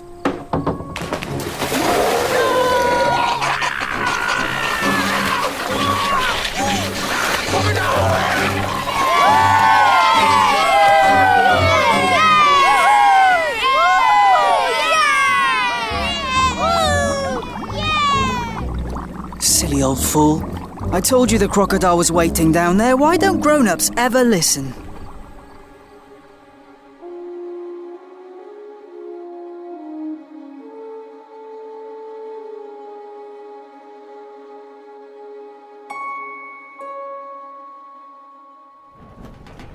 All hands on deck. This is Captain Pan addressing you. Arr, Captain Pan! Arr! Oh, honestly, boys. It's not playing. We're all pirates now. Arr! Arr! Whoopee! I'm rather enjoying it, actually. I say, yo-ho! Yo-ho-ho, it's great! Now, Michael, don't you touch that rum, even if the others do. Peter's gonna give me a turn steering the ship. Tink, you're here. Of course I am. Well done on leading the crocodile to Captain Hook. I'm glad to see an end to him. Well done, all my hearties. Arr! Arr! Hooray! Now, all you pirates are, I know, the scum of Rio and the Gold Coast. Arr! That we are! Dreadful us! We're dreadful! But if you ever snap at me, I'll tear you apart, I swear. I'll have no mutineers on Captain Pan's ship. You needn't worry about that, Captain. Not Smee, though. He's still loyal to Hook. Oh, no, not me. I'm a reformed character. I'm no danger to any of you. He's right, Peter. Smee's quite a sweetie, actually. Thank you, Wendy, darling. And look, he's helped me make adjustments to Hook's very finest coat. Look, it will fit you beautifully now. Oh, look at that.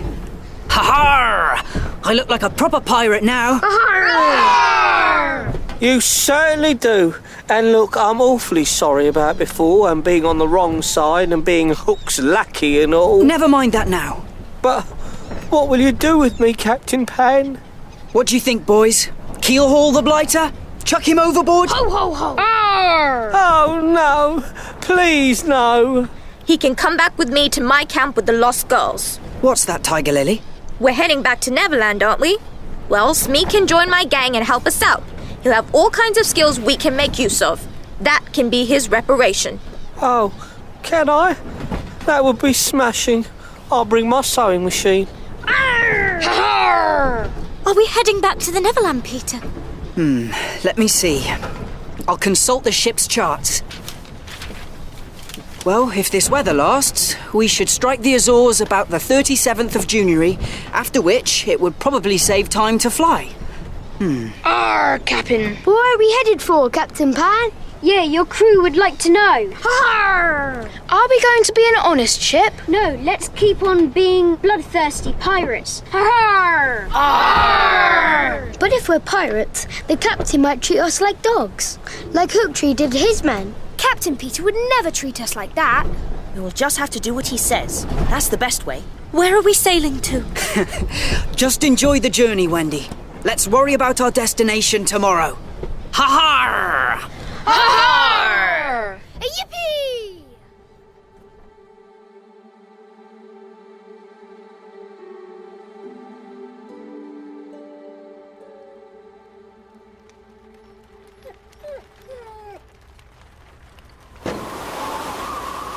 Oh, Nana. Oh, I fell asleep in the nursery chair. I was dreaming that the children had come back home at last. Just in time for Christmas. Oh, the wind has blown these wide open again. Don't worry. I won't close them completely. Just in case. Oh, it's midnight. Come on, Nana. Perhaps some hot chocolate.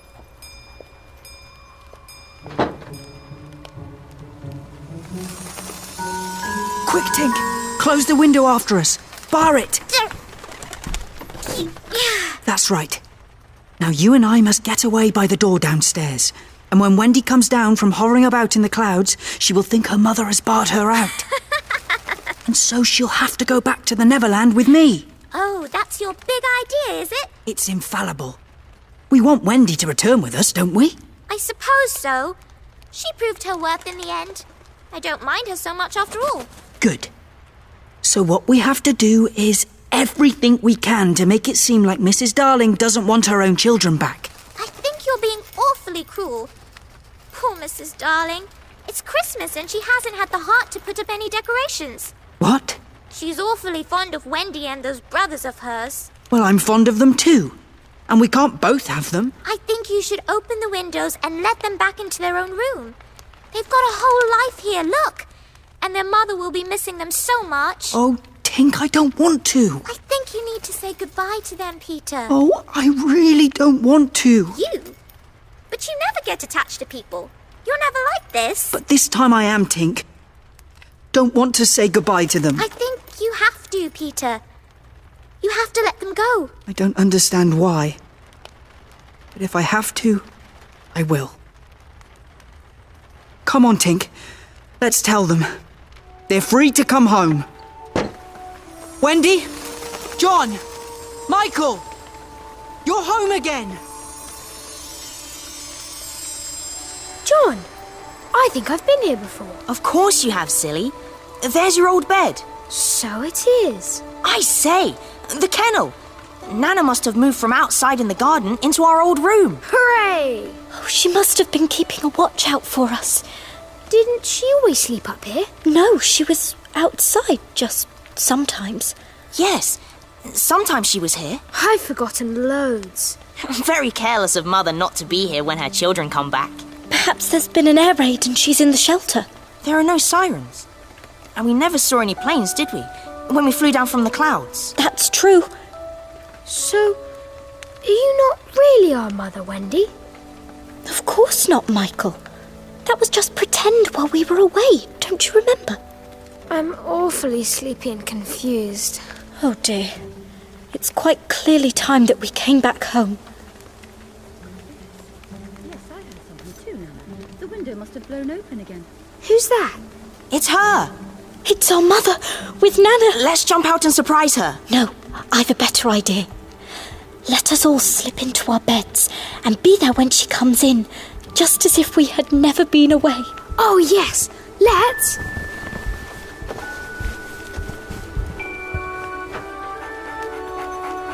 No. I hardly dare believe my eyes. It can't be. Mother! It's us! We're back, Mother! Oh, Wendy! Michael! John! You've been gone so long!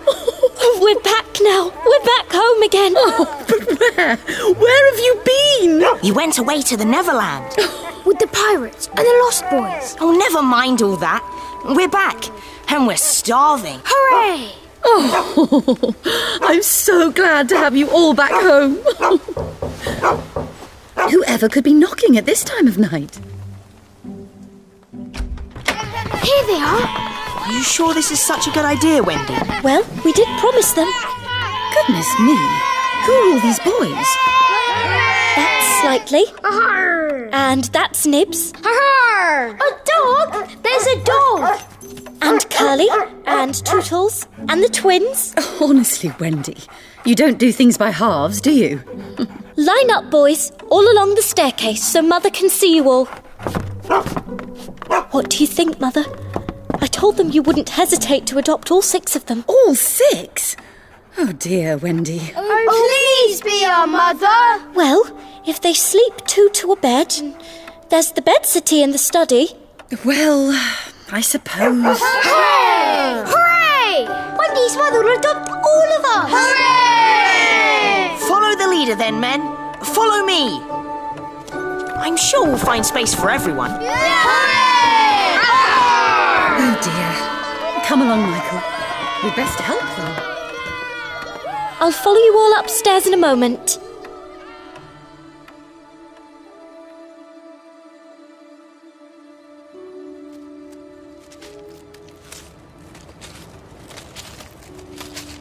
Peter? Peter, where are you? I'm up here, Wendy. Goodbye. Oh. Are you really going away? Yes. And there's nothing that you'd like to talk to my mother about? Not really. She's just a boring grown-up. I mean, you don't want to talk to her about me? Nope. Should I? Nothing about my hand? What about your hand? About maybe the future, Peter. Our future. Wendy, I don't know what you're talking about. Never mind. Honestly, girls are just weird. Look, won't you stay? No way. My mother is going to adopt all the other lost boys. Good for her, I don't care. But you could stay with them, with all of us. Would she send me to school? Well, yes. And then would she send me to work in an office? I suppose so. And pretty soon I should be a man. Very soon. Ha! Well, no thanks. I don't want to go to school and learn silly, pointless things just the same as everyone else. But you should. And I don't want to work in some horrid, stifling old office either, ticking boxes and copying things out. Ugh! But everyone has to do work. No, they don't. But yes, they do. And I really, really don't want to be a man. No way. I'd hate to wake up one day and find I'd grown a beard. Oh, but I should love you in a beard. Keep back, lady. No one is going to catch me and make me into a man. Wendy, are you out here? You'll catch your death. It's my mother. Mary. Yes, I remember her. We're over here, Mother. Honestly, Wendy, what are you doing bringing all those urchins home? I shall have to contact the authorities first thing and... Oh! Hello, Mary. But... it's you. I know. But it's you. I told you I'd come back one day. But you're the same. He's just leaving again, Mum. Bye then. No, you can't. Not yet. Things to do, sorry. But Peter, where are you going? I might stay aboard the Jolly Roger. Or there's your Wendy house. Tink wants to get the fairies to put it high among the treetops in the Neverland, where they sleep at night. I think that would be a smashing place to live. Oh, yes, it would. How lovely. I shall have such fun, living with the fairies in the trees. We could be so happy in the Neverland again. Would you be lonely if I stayed here? I shall have Tink. Come with us, Wendy. Wendy, you can't. Tink's decided she likes you now. Oh, come on, Wendy. No, Wendy. Don't let him take you away again. Mother's right, Peter. I can't come back with you. I really can't. My life is here, with my family. You're very lucky. This is it then. If you won't come with us. You won't forget me, Peter, will you? Of course not. Never. Please, come back someday. I can't promise anything. Everything changes. Not for you, it doesn't. No. Me and Tink, we'll always be the same. I wish that was true for all of us. Goodbye, Wendy. Goodbye to you, Tink. Goodbye, Wendy. And you too, Mary. Goodbye, Peter. Remember, second to the right, and straight on till morning. Goodbye, Peter Pan.